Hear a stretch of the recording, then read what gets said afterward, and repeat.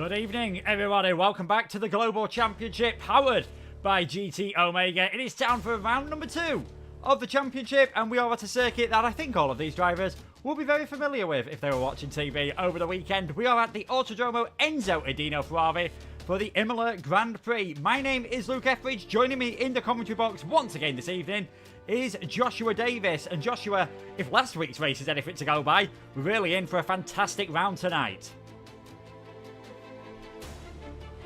Yeah, absolutely. Hello, everyone. Welcome back to the Global Championship Round 2, of course, at Imola. Very, very famous circuit over the years. One with a rich history and also one with a tragic history as well. But yeah, absolutely fantastic race is Imola. And obviously, if you were watching the TV last week, and then hopefully we're in for a little bit more action this week, and I'm sure we are. But yeah, after last week's race at Austria, it should be an absolutely cracking of one. And obviously, a lot of penalties that happened post-race, which changed up the order drastically, with VSR getting that 1-3 with Duncan Hoffman getting the win in the end, with Thomas Harvey in P3, Patrick Sipos keeping his P2 there. So VSR off to a great start already, with Race Clutch in again with P2, hopefully to try and bounce back from a few of their woes. Luke Smith comes in to the fray to replace Ruben Pedreño for this round, and Patrick Sipos stays along there with Joost Noordijk, the PlayStation Challengers champion from this season, comes in as well to replace Duncan Hoffman. So it should be an absolutely fantastic grid we are going to have, and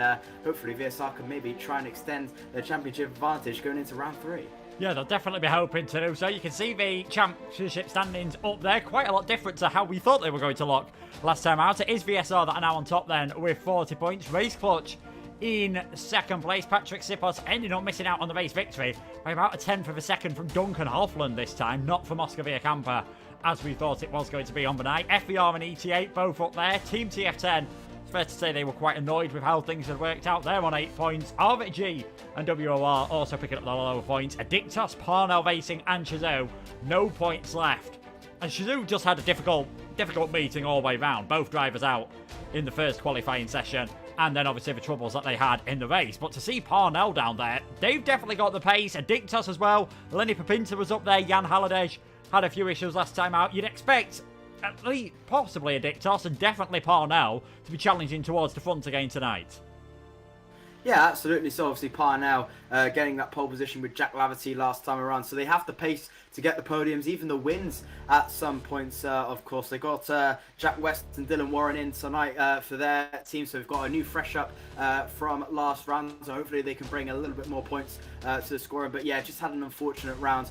Both teams alongside Team Addictos as well, with Lenny Papinta getting in with a few issues as well. But hopefully they can try and bounce back from Austria. I definitely know they can. They can definitely push into a top 3 spot near the end of the season, top 5 at least to the bare minimum. But yeah, just had a little bit of a slip in the road last time around. Just unfortunate to get 0 points on that occasion. And then yeah, Shazoo just had an off day again with 20th and 19th, I believe. In 20th, sorry, in Q1 with Milan Badashau, I believe, out in Q2 with 19th and 20th in the race. So it wasn't really a good day for them. Hopefully they can try and blow them Blues away once again to just try and get a little bit more on the table again. They can try and push for that top 8, top 6 spot. If they can, they can definitely get some more points up on the table. We've got another great driving pairing today. Yone Dobson comes in as well. But yeah, it should be a very, very good championship race for them. Hopefully they can try and do a little bit better than last time around and just try and turn it around. And this is the time to definitely do it, to just try and kickstart their championship. Yeah, you can see the different driver lineups that other teams will be going for tonight. A reminder of the format as well, because I know it's been a while since we managed to do, well, we've never managed to do one of these in one go, but it's been a while since we did the qualifying. It is the full qualifying, then there'll be a lobby reset, so the top 10 does get a free set of tyres, but it will still have to be the same type as what they've done in Q2. And then obviously we have the standard 50% distance race, which is going to be 32 laps around Imola. A lot of the teams going for different lineups tonight. I think the only team that is stuck with their lineup is RVG with Stachelek and Azeldrim. Obviously did really well in qualifying, and Azeldrim, I think he'll still be a bit annoyed about what happened. He was in 11th place. He was ahead of Duncan Hoffman. He surely feels like he would have had a chance to win that race.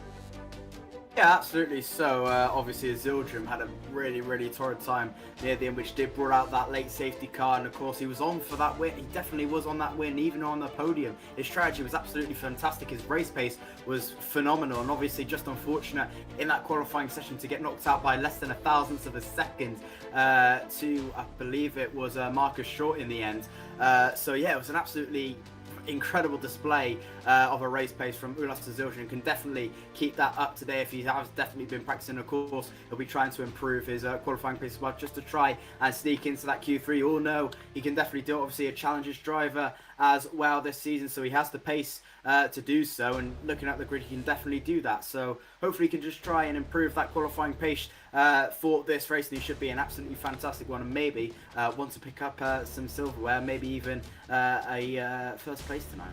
Yeah, I think they'll definitely be hoping to get themselves towards the top of the order. We'll quickly go through some of the penalties that were given out last time, because there was a lot of them. Marcus Short actually picking up 3 separate time penalties, 13 seconds in the end, dropping him outside of the points. Oscar Camper getting a 5-second one for the pit entry. Hopefully we won't be talking about pit entries or anything like that tonight. Austria is a circuit where we are prone to seeing them. If we go about the pit lane, though, it's one of the longest on the calendar in terms of time lost. We saw that at the weekend. We've seen it in other leagues. 25 plus seconds, heading towards 30 seconds for a pit loss. So if for whatever reason you have to make a second pit stop, your race is going to be completely ruined.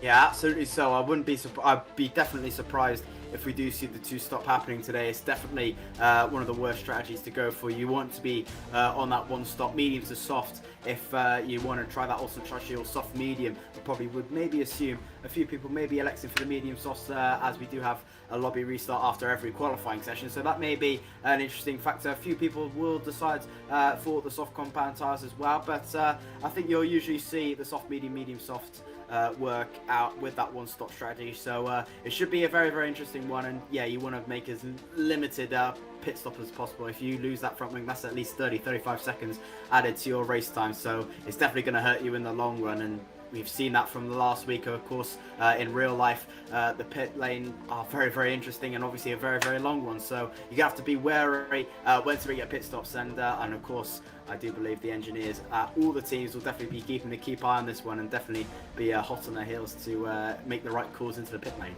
Yeah, I think Drix in the chat summed it up. Medium softs built different. That's what you'd like to get into the top 10 to do, but given how close the grid is, I doubt we're going to see any of the top 10 manage to get through to that Q3 session on a set of the medium tyres. If they manage to do so, that would be absolutely fantastic for them. We'll talk a bit more then about this circuit before qualifying gets underway. We'll quickly show you a little track map of what this circuit looks like. You see 4.909 kilometres and 19 turns there. Only the one DRS zone.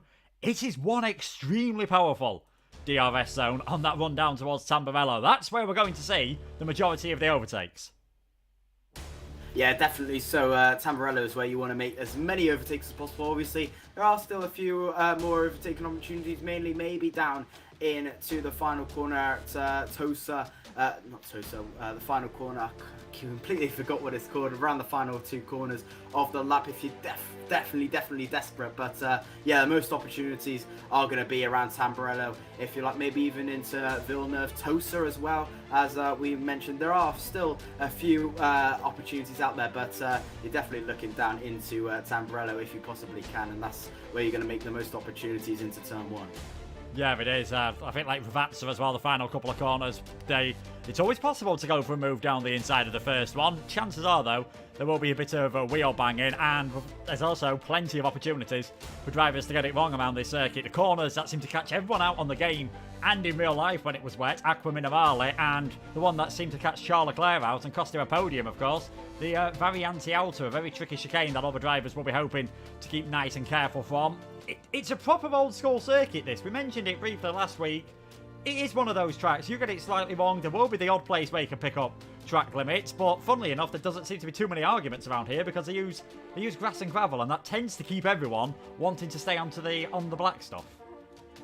Yeah, definitely. So I think usually you'll see a few invalidations maybe at Aqua Minerale. Obviously, there is that runoff on the left-hand side. If you go a little bit too wide, then that's going to invalidate your time. But yeah, the old-school tracks definitely makes it hard for invalidations and warnings to happen along. So you're usually looking at pretty clean race, but you do run the risk around Tamburello as well. Just taking a little bit too much curb is going to hurt your warning signs as well. So hopefully they can just keep it on the black stuff as best as they can. And obviously, as you mentioned, with the grass and the gravel, it's going to be very, very tough to do so. But it should be a very, very interesting one how this plays out. And I think we're about to go into qualifying now. So let's kick things off, and it should be an absolutely cracking one.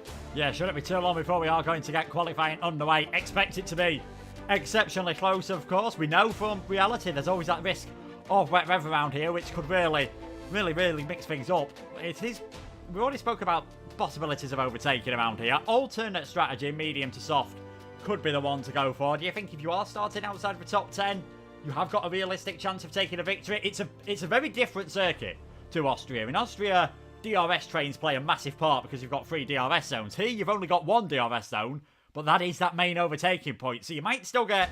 You probably are still going to get trains in that fashion. Given the technical nature of some of the corners, though, it might be harder for those on the mediums to stick within 1 second in the first 2 laps. Yeah, absolutely. I think it's going to be very, very difficult for a lot of people just to try and keep up with that. But it's very, very interesting, you know. Playing with the medium strategy is definitely going to be better in the long run. But obviously, with the nature of the circuit, it's going to be very, very tight to keep up. And with minimal overtaking opportunities, it's going to be tough. And as I said, probably a few people may be elected to just try and go for that P11. But it's just going to be interesting how it plays out, to be honest. Obviously, do you want to try and make sure you have the best strategy, or do you want to try and go for the points and into the top 10 for the Q3 shootout? It's definitely up in the air, so it's definitely going to be interesting how they play out. But thankfully in Q1, as we just see there, it's fully dry, so that's a little bit of a plus for a lot of the drivers, and we should be getting going momentarily. Yeah, shouldn't be too long before we are able to get underway. It is going to be fully dry for Q1. Given, by the way, what the weather's looking like out of our commentary box window, I'd be surprised if we're going to get any rain throughout the entire of qualifying. It is looking absolutely perfectly out there at the moment. And yeah, it won't be too long before we are able to get this session underway. A quick reminder of what happened then all those many moons ago of, it's about 3 or 4 weeks ago now when we had the first qualifying session. It was R8G doing fantastically well in the first session. Marcus Short actually taking fastest times in the second before Jack Laverty was the fastest of everyone overall in that final session. So yeah, it's going to be interesting to see how things work out. But without further ado then, let's get ourselves into the qualifying session then here for the Imola Grand Prix. Just a few drivers starting to head out there on tracks, heading out on their, sets of the medium tyres. Might see the drivers do that intermediates. And for those that are unused to how things work on the PC, that's just to try and just to make sure all their setup's working fine in terms of, steering wheel, making sure the setup gets activated, making sure they've not got any PC technical problems, rather than actually, obviously, a full attempt on tyres. But here, a lot of drivers going out on the mediums early on. Yeah, a few people are electing for the medium compound of tyres. That's probably be just to try and save a few soft compound tyres near the end of the session or during Q2, Q3 when it really gets a bit serious. But yeah, you can see a few people electing for the intermediates just to get a feel of how their rig is feeling. And hopefully there's no squeaks and bumps all around in there, and the setup works quite well as they would like. So that's the reason why they are on the intermediate compound tyres. You see that a lot in the high level league racing, of course, and you'll see it here tonight. But yeah, a lot of people elected for the mediums. There's only 2 or 3 who's still in the pits on the soft compound tyres. I saw Lasse Zildrum in the pits alongside Thomas Harvey and also FER Codarinho. I'm sorry, I felt absolutely botched your name there. I do apologise. But yeah, those are the only 3 on the soft compound tyres so far, and everyone else on the medium compound tyres. So interesting how that's happened, but I think it's probably a wiser choice just to save the soft compound tyres early on, just to see how everything plays out. Patrick Sipos, purple in Sector 2 on his medium run, 23.992, a monstrous Sector 1 time on the medium compound tyres as he makes his way through up towards the left-hander and into Aquamilarali, and he's looking pretty good so far in that first medium run. Yeah, we'll see what Patrick Sipos can do then as we follow him around onto the braking zone for Aquamilarali, this double apex right-hander that can really catch all the drivers out. Now heading up the hill towards that Variante Alta. As we already seen, can be a very difficult corner if you go flying over the curbs. Thankfully, no such problems then for Patrick Sipos in this moment in time. We've got obviously drivers heading out. Luke Spiff's on his way back towards the pits. A lot of yellow flags popping up. All the drivers just trying to get themselves some free air, but Patrick Sipos looks like he's going to be the first man to set a banker time in this session then. And what's it going to be for the Alpine driver? Heads towards the line, goes fastest of everyone on a 1:14.653 there. Great lap time from Mr. Sipos. We've got one of the Alpha Tauris heading up behind him. I think they are just starting their flying lap. We'll see what Primoz Mikhlovic can do. I said there wasn't too many places you can invalidate on this circuit. Mikhlovic seems to have found one there. I think Azildovim has just dived it back into the pits as well. And McLaren heading towards the line. All obviously fairly slow going in the early stages, but it is Sipos, first man to get that time in. Can't see anyone at the moment out on too many sets of soft tyres. The mediums definitely seem to be the way, obviously not wanting to waste their tyres. No, definitely not the case, as Eduardo Gil, I believe, just about to cross the line as he makes his way through the final couple of corners, rounding the final corner in that Mercedes car. A little bit of a wrestle out of the final corner. DRS wide open for the mediums runner of the Mercedes. Puts himself P3 with a 15.118 for ET8, with Grigori Berlazzi in P2 with a 15.028. I say that, as Dario Imola puts it into P2 with a 14.668. Those are brilliant medium compound tyres times from Sipos and also from Imola. So doing absolutely fantastically. And again, Dylan Warren showing his pace for the medium, 14.844, just about 2/10 slower than the top two so far. His teammate Jack West just about to cross the line now in the other AlphaTauri. Where's he going to put it? He puts it P3 with a 14.7 dead for the AlphaTauri, and he's looking absolutely mighty quick as usual for the AlphaTauri for the Parnell team, and looking already pretty decent. Parnell and I can't even speak today. The best qualifying team so far this season, with that first and 10th place have secured every single qualifying position alongside Race Clutch as well, alongside VSR2. So they're absolutely looking brilliant this season already, and showing that pace already with P3 and P5, with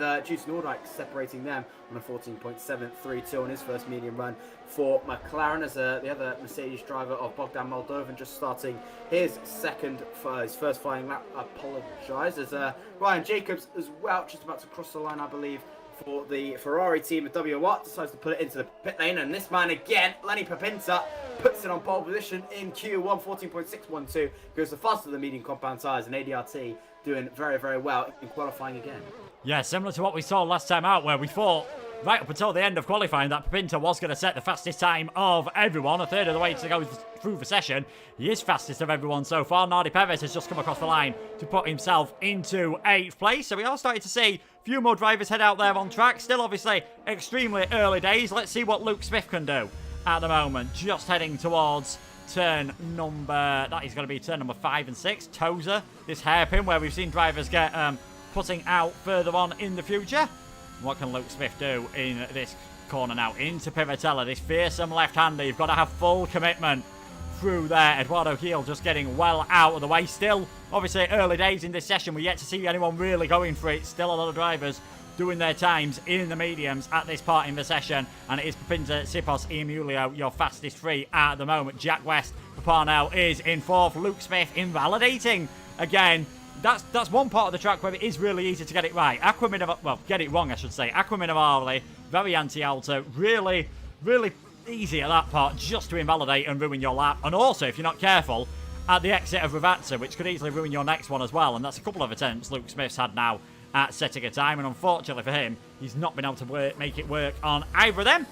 On board with Ika Baena, he's just heading into the aforementioned chicane at the very anti-alta to have a go at his first run, and it's 50.1 coming through the first sector.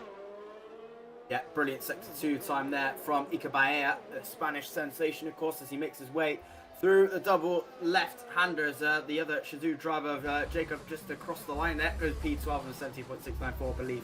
He backed out somewhere in that lap. Ika Baena about to cross the line, just decides to back out of that one, maybe not thinking it's good enough this time around. Yone Dawson also for the other Shazoo driver, just about to make his way through into turn 1 and into Tamburello, the other Mercedes driver in the 88 team. That's Bogdan Moldovan, I believe, is just about to finish his flying lap around the final corner, as he is on an in lap. My apologies.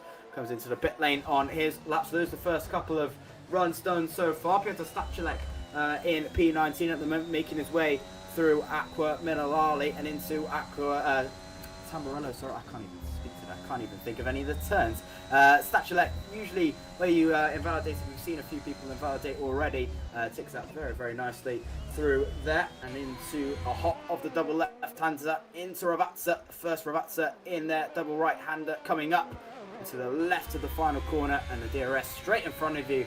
Peter Statuette, the Polish man, across the line. Where is he going to put that Haas-Kart? He puts it on pole position and goes just about a tenth and a bit quicker than Lenny Papinta so far. Brilliant lap time there from the RHG man, and puts himself on the top step on the medium compound of tyres. Yeah, it goes fastest of everyone then. It does. Pieter Statuette then, 1:14.546. Again, we're still seeing a lot of these times on the mediums, but as you can see from that timing tower, a few drivers are now starting to think about that set of the soft tyres. And there's one of them, Patrick Sipos, goes fastest of everyone by 9/10 of a second. Just gives you an idea about how strong that delta is between the different tyres. What a time that was by Sipos. 1:13.6 then on the softs. You'd expect him to be safe on that, but you never quite know, knowing what some of these drivers can do. That's definitely going to be something to watch later on. Thomas Harvey, he's just started his lap, so let's follow him round then as he just comes round the exit of Tamburello towards the Villeneuve chicane. There's plenty of traffic for him to avoid on that inside. Oh, gets it wrong. Just clips the inside curb.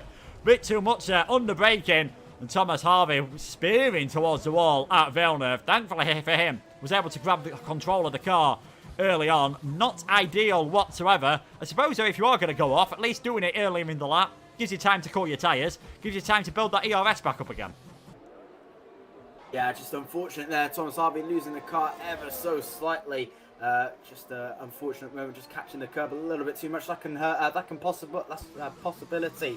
If you just hit that curb a little bit too aggressively, it's going to spin you into the wall. And lucky that wasn't an early end for Thomas Harvey's qualifying session there. So lucky to not get in the barriers early on.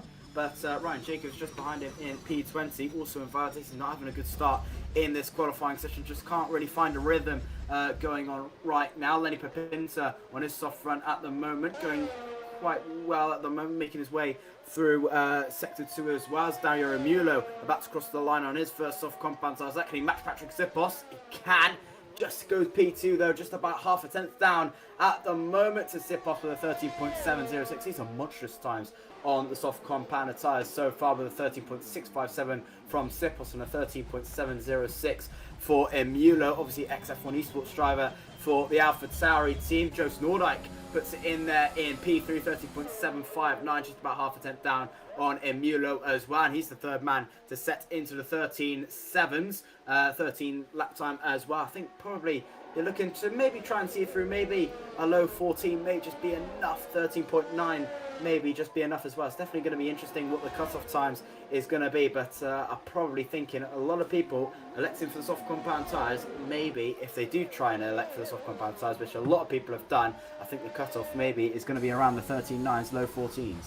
Yeah, it could well be again. Thomas Harvey looking a bit wild as he comes through the exit of the Villeneuve chicane there, through turns number 4 and 5. Definitely looks as though he's got a very nervous McLaren at the moment for the VSR team. Did manage to pick up a podium last time out in 3rd place. He'll be hoping to carry that on. VSR with a 17-point lead at the moment over the Race Clutch team. Thomas Harvey nice and clean then through Aqua Minimali. Mick Levchich has gone up into 2nd place. Good lap from him. Should keep him safe for the WR team. We've got that's Moldovan who's now up into 5th as well on a 1:14.0. That one could be a bit tight. Thomas Harvey has invalidated his lap. It is always a danger. It's always something we're seeing quite often at the moment. Drivers just getting it a bit wrong as Luke Smith goes fastest of everyone on a 1:13.560. Yeah, brilliant lap time there from Luke Smith to make it a Race Clutch 1-2 there. 13.560 for the youngster. Patrick Sipos in that P2 with 13.657. Easily should get them through into Q2. Lenny Papinta, there you go, with a fit 13.546.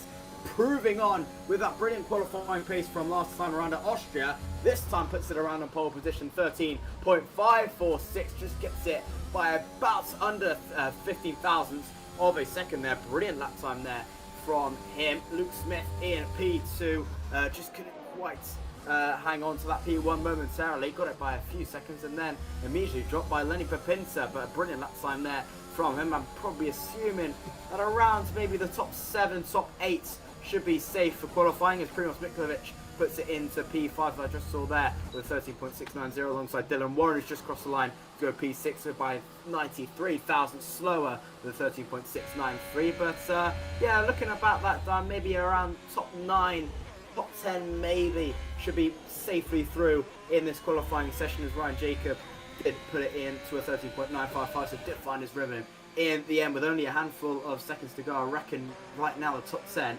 is looking pretty safe at the moment. Yeah, not long to go. Now you can just see how close things are. Top 8 drivers separated by less than 0.2 of a second. Nordyke and Jacobs, who is making his first performance on the PC platform. Ryan Jacobs, as Ulas Azildrim gets himself up into 3rd place. Needed that on a 1:13.5. If we get what tyres everyone is now going for, unsurprisingly, they're all going for a set of the soft towers. Dovzan gets himself up into 11th. It remains to be seen whether that is going to be enough for Yernay Dovzan. I think he might struggle on that time at the moment. I think he could be pretty close to getting knocked out to this session on a 1:13.9. We'll just have to wait and see what sort of time some of these others can put in. We've got some of the Parnell Racing drivers heading out there now, whether they're looks like they are on their way back towards the pits. That is Dylan Warren. He's currently in 7th. Jack West in 5th. They should be okay on that time. As we head into the final 3.5 minutes of the session, it is Papinta, Smith, Azildrim, Sipos and West, your top 5. You can see those down towards the bottom of the order. We're still yet to see a clean time from a couple of those drivers. One of those, of course, Thomas Harvey.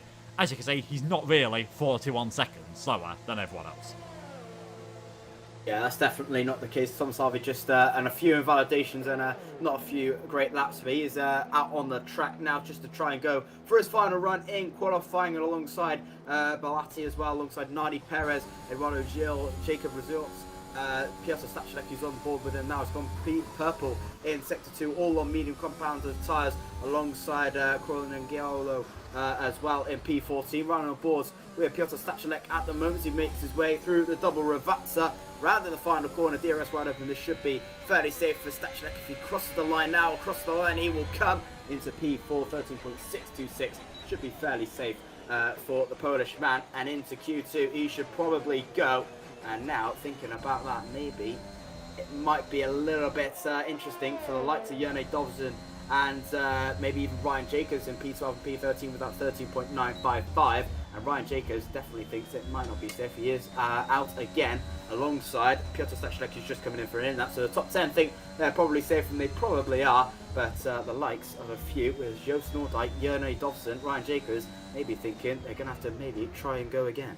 Yeah, I think Jack West probably safe, quite rightly thinking he's safe at the moment, and Mick Levchich, both of them have retired from the session. Just 2 minutes to go then in this one, and we are on board Jacob in the Shazoo, down in 16th at the moment. It looks like his teammate might just sneak in to the top 2. All the drivers are only going to have really time for one more lap at the moment as we follow the Red Bull driver down. Not getting a bit of help there off his teammate. He is 7 tenths up though at the moment. That would put him up at the expense of Quodon N'Golo, who is currently in that 15th place, but might need a bit more here coming through the final couple of corners, heading into Ravazza. How good is this going to be from the Shazoo man? Can he get himself up into the provisional Q2 places? How much pressure is he going to be under? Heads towards the finish line.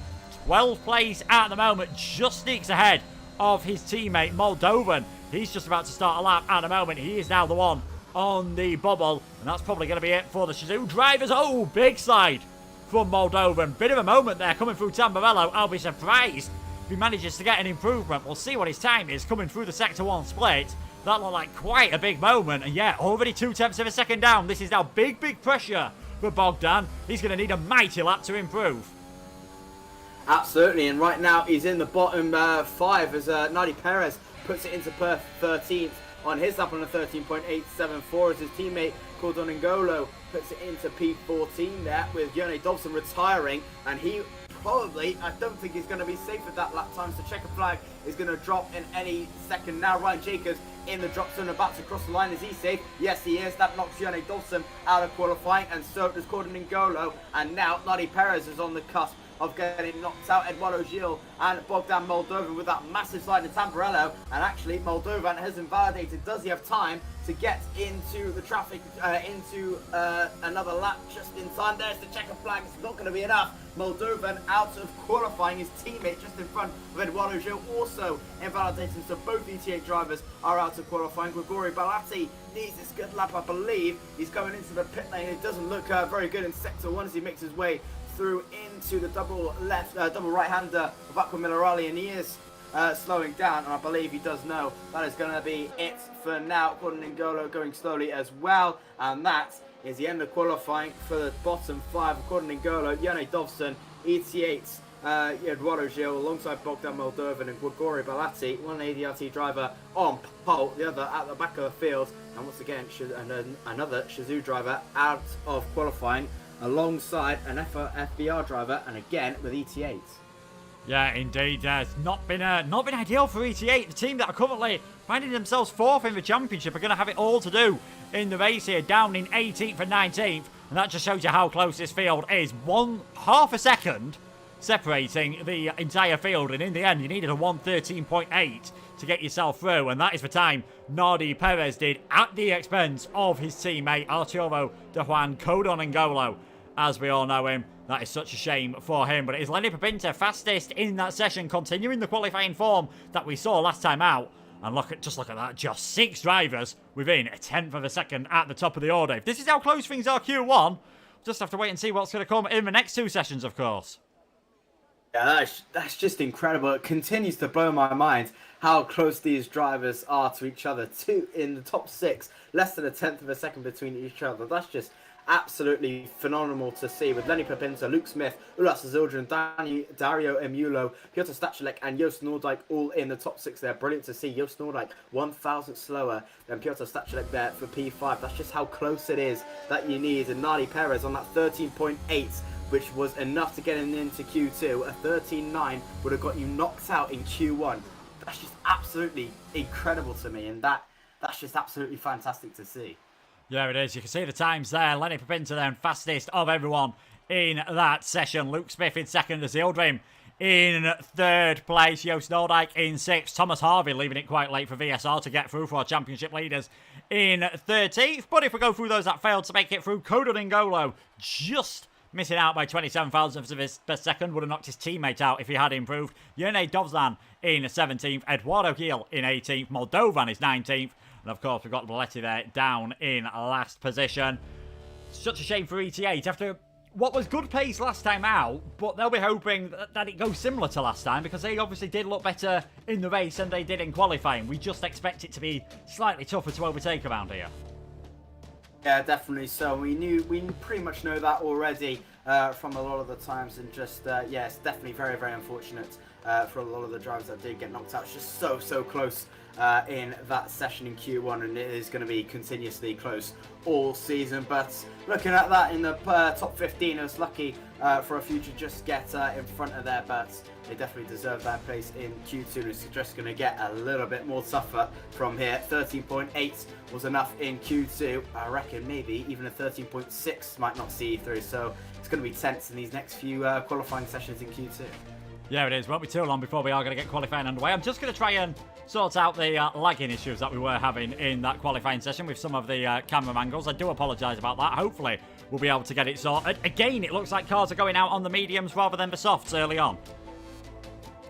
Yeah, a few people electing for the mediums. Just noticed that again. Maybe just trying to save the soft compound tyres for a later run. We did see that in Q1 again. So interesting that a lot of people are deciding to do that alongside Ulas Zildjian, Miklovic, Mulo, also Baea, and also Harvey, and again with Ryan Jacobs all on the medium compound tyres. Everyone else electing for the soft compound tyres, so maybe around a half and half split to see who are on the mediums and who are on the soft compound tyres. So that's always interesting to look at, but most of the drivers on the soft compound tyres just to get those laps out of the way and done with in the first opening lap, just to unsettle the nerves just a little bit, to see where the pace is on that soft compound tyres once the track is just a little bit rubbered in, and just to see where their Q3 pace is in reality to Q2.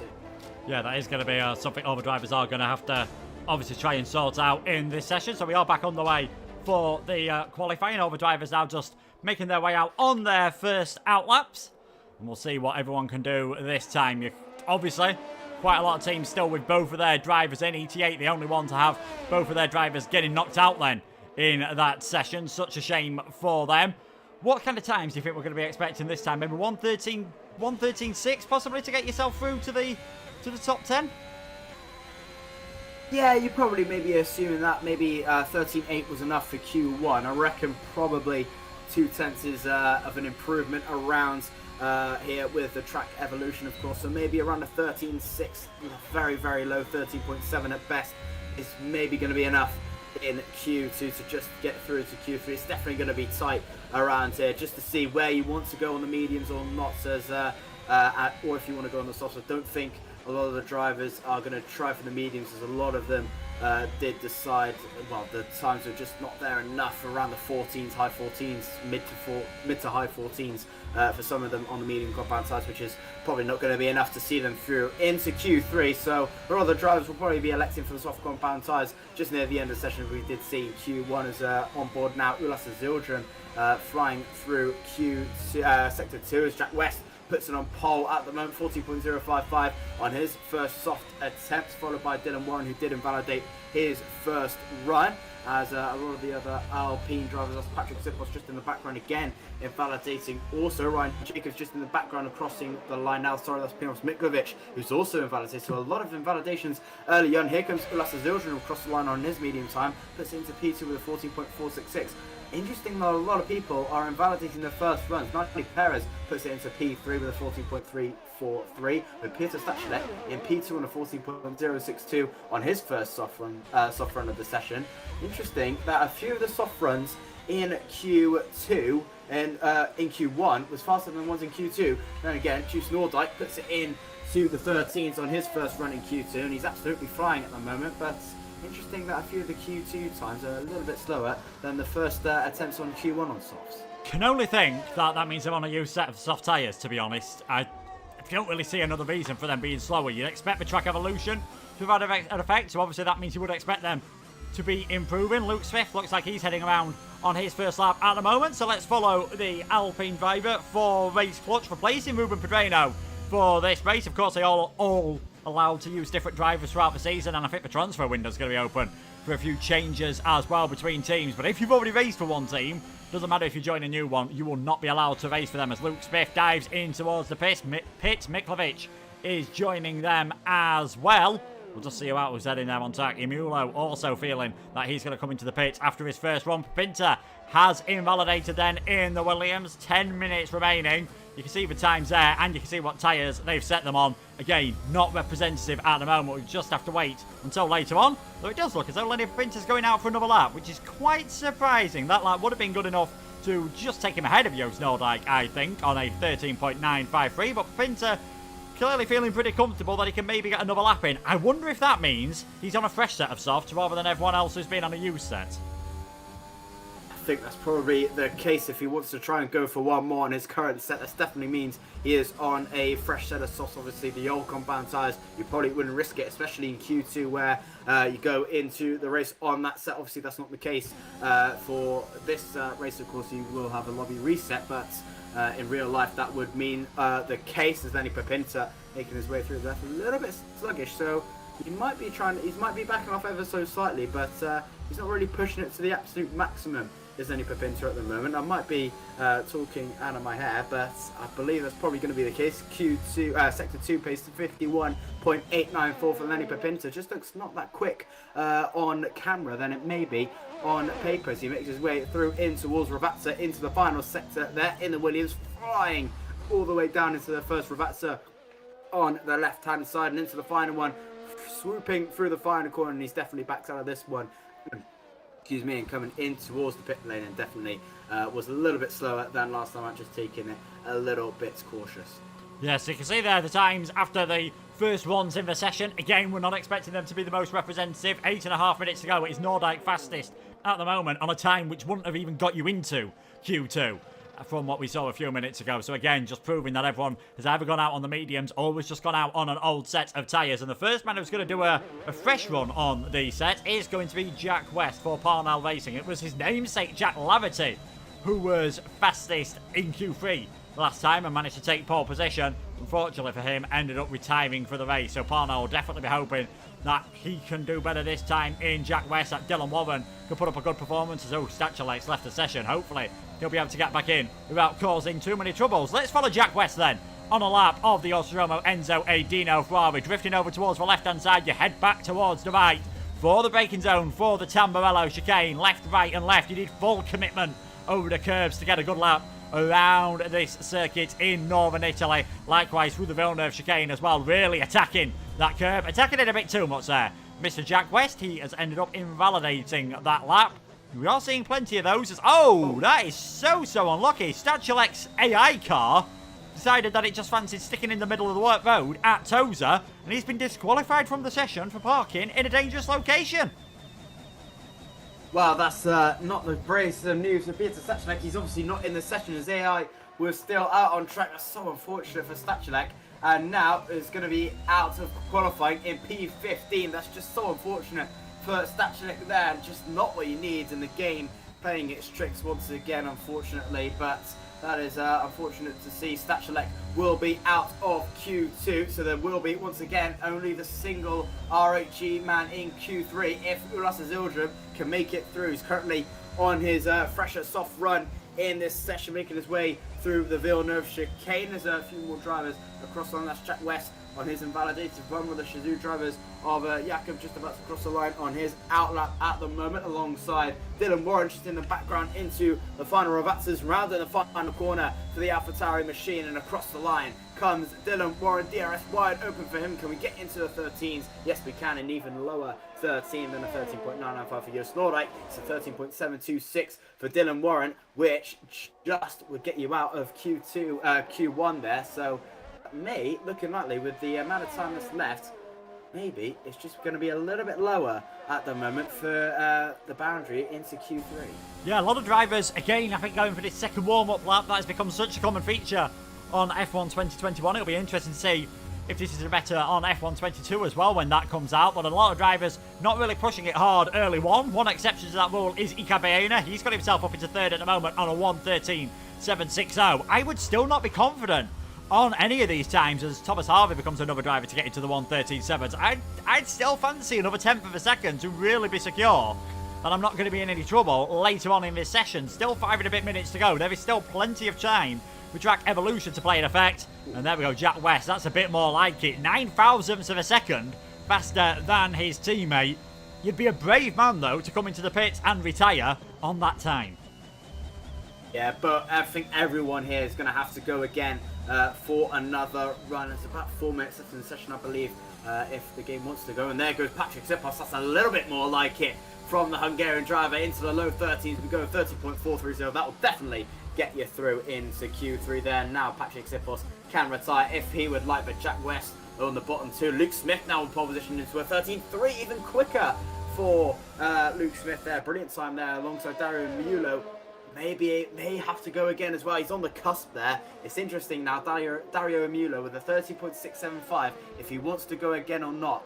I personally think he should go again just to get into the 16.5s, which I believe should be enough to get him through. But the two race clutch drivers, Luke Smith and Patrick Zippos, should be enough to go into Q3. But the bottom the third all the way down to 14th should probably definitely go again just to try and secure that 13.6s if they can. Low 13.6, high 13.5.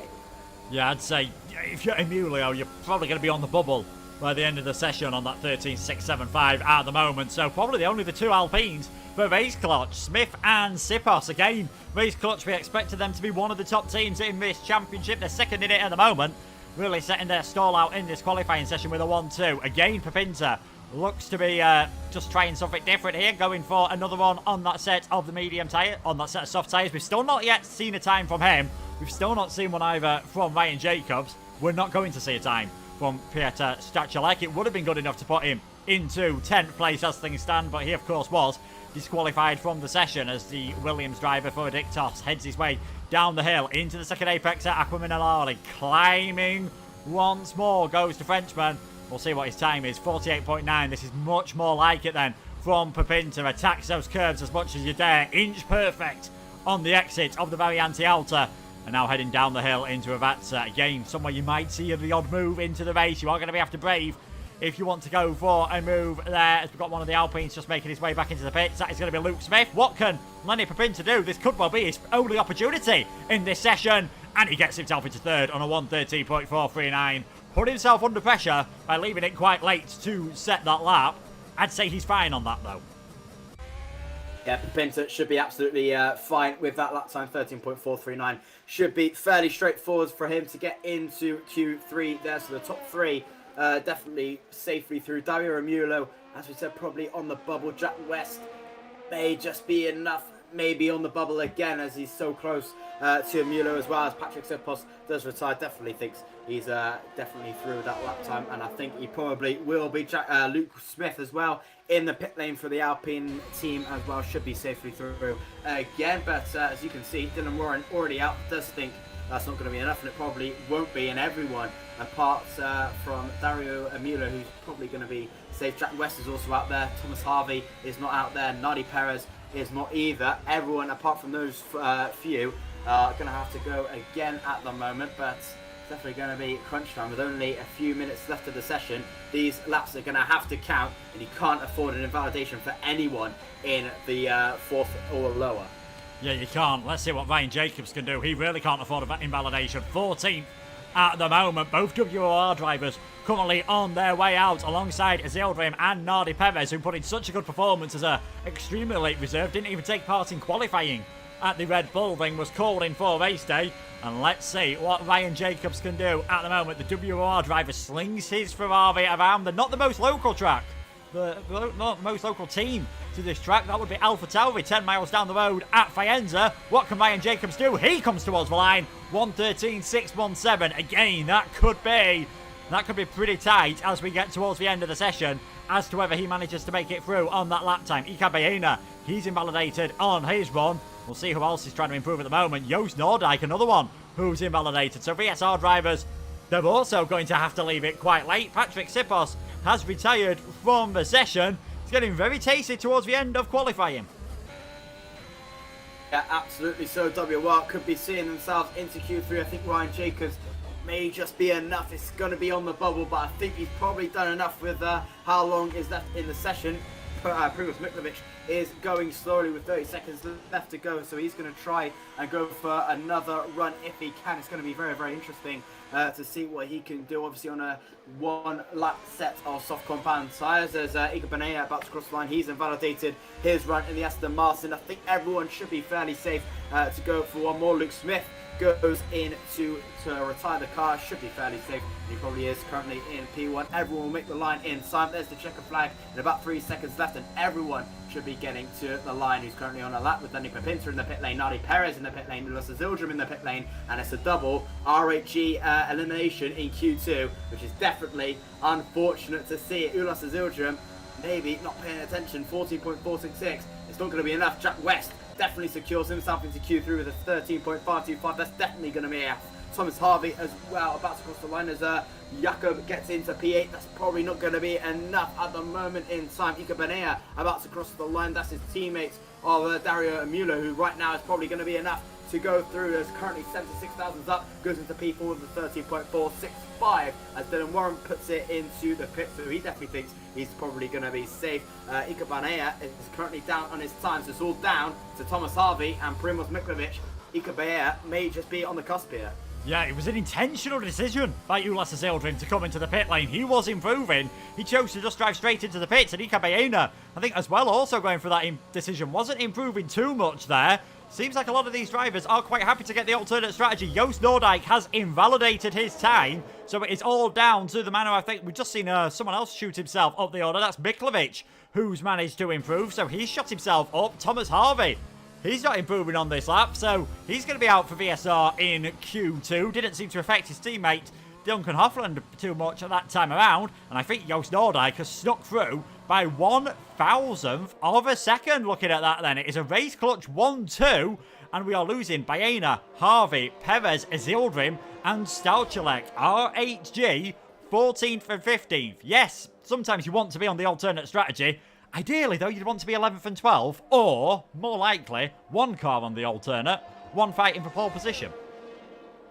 Yeah, that's definitely unfortunate to see for RHG. 14th and 15th, that's not going to give them any favours whatsoever in the race. But it's so close to getting Q2 between the knockouts. 1,000s between Baea and Nordyke there. That is so close, so interesting. We had 0.000 last time around in Australia. We've got 0.001 this time around. Baea out of qualifying in P11. Joost Nordyke just getting there by the skin of his teeth. And Ika Baea coming into the pit lane was not improving anyway, so he had no choice. But the top three, once again, within a tenth of each other, and Lenny Pepinta doing very brilliantly in P3 again. But it's Race Clutch once again in the top two, and definitely looking absolutely fantastic so far. You can see there, Race Clutch getting in the top two. Shazoo as well for the first time getting a driver in with Jakub Brzezu. They'll be delighted with that one. But it is Ika Baena missing out by 1,000th of a second. Thomas Harvey for our championship leaders. He is down in 12th. Nardi Perez and the two R8G drivers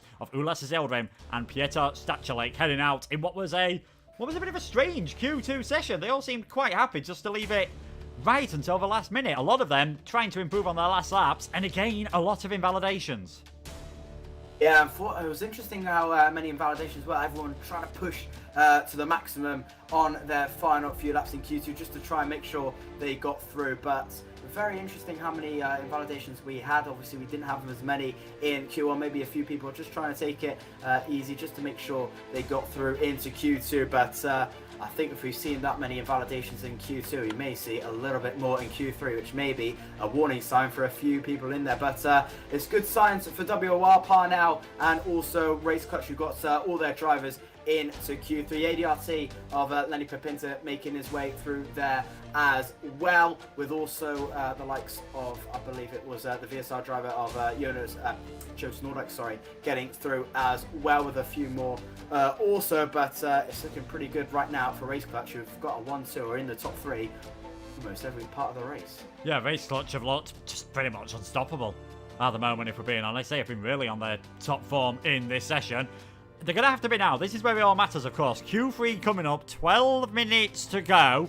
Might see now the benefits of those drivers going quite late on. Whether they've used up all of their soft tyres or not is going to be an intriguing one, because if you've used more soft tyres, you're either going to have to do a used run in this and then one run on the new tyres, or you're basically leaving yourself with one shot qualifying. Lenny Pepinta did that last time out and got himself a front row start. Yeah, Lenny Pepinta only with that one run in Austria and got himself on the top one. I believe you have disconnected, Luca. Apologies for that. Hopefully you can get back as quick as possible. But yeah, definitely interesting with Lenny Pepinta only with that one shot in the race, which was interesting to say the least. But hopefully he can maybe try and go for 2 runs this time around to maybe make sure he gets that pole position. Obviously it was stolen at the end by Jack West there, but it's definitely going to be interesting how this plays out. Yeah, it is going to be interesting. Hopefully it won't be too long before I am able to get back into the lobby, folks. Apologies for that one. 12 minutes to go then this session, obviously for Q3. We've seen times in and around the 1:13.4s, fastest in the last session. Do we think anyone could manage to work their way a bit faster and possibly 1:13.2, 1:13.1 pole position?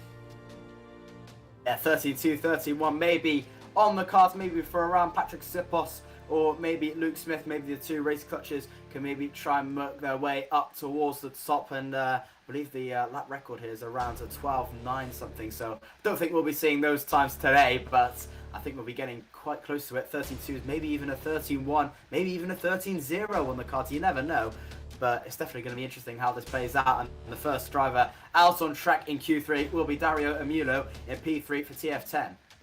Yeah, they're all quite happy at the moment to just leave it fairly late on in this session, and it is going to be Emilio who is the first one heading out then as we get qualifying number 3 underway. You can see 10 minutes to go. We've not even missed any on-track action with that disconnection. Everyone now just taking their time, heading their way out of the pits, taking it very nice and chilled start here at Imola. Believe me, it's not going to stay that way all the way through. I think we can guarantee that one, certainly. So Miklovic, Nordyke, Imola, Smith, Zezut, Sipos, Warren, West, Pepinta and Jacobs. Good performance from WOR then, getting both of their drivers into the top 10.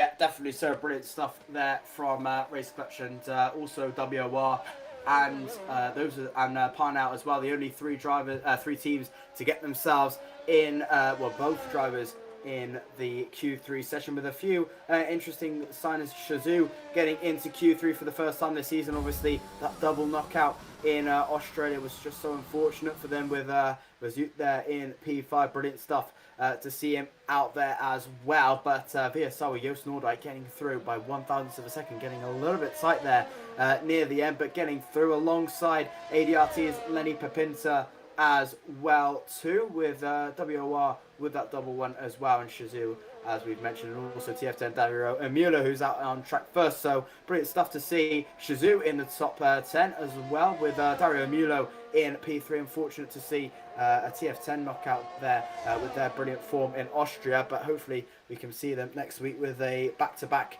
in Q3 as well, hopefully, as well as Dario Imola makes his first laps in qualifying. Yeah, Imola then trying to do his first laps in qualifying. We'll follow him round then as he now makes his way towards that Villeneuve chicane. 4 and 5, doing it a lot tidier than what we saw Jack West manage to do it earlier. 23.8 in the first sector. Suggests he's going straight for it on a set of the soft tyres. Everyone actually out there on the circuit. So no one deciding to go for that one run at the moment. They've got plenty of time being such a short circuit. Even with 8 minutes to go, plenty of time to manage to get 2 runs in here. And it is going to be Imola who's going to set the first target for everyone, the TF10 driver. They'll be hoping for redemption after what happened last week, of course, and with Baena starting on that alternate strategy pole position. We'll wait to see where Imola can get. They might well be able to get it. Don't be surprised if they get some pretty decent points for Aston Martin, who of course got their first points in reality at the Emilia-Romagna Grand Prix. Will Art imitate life here tonight at TGC in partnership with GT Omega. W heads towards the finish line. What's it going to be for a first run in the session? A 1:13.7 for him. We've got one of the it's going to be one of the Parnell Racing cars heading towards the line. Jack West on a 14.2. Next up is the Sol McLaren of Joost Noordijk. He's just about to go on to a halt lap now. Next up is Miklovic, 1:26.2. Again, not really a representative time, so whether we see him go for it on this occasion, we'll have to wait and see. Ryan Jacobs, his teammate, making his way on the final few corners, and just invalidates coming out of the final Ravazza, and that, of course, will mess up your next lap as well. So, tough luck there for Ryan Jacobs. Imola and Jack West, for only 2 at the moment to set a representative that time. Although, as I say that, Jacob Svetkut gets his say up into second.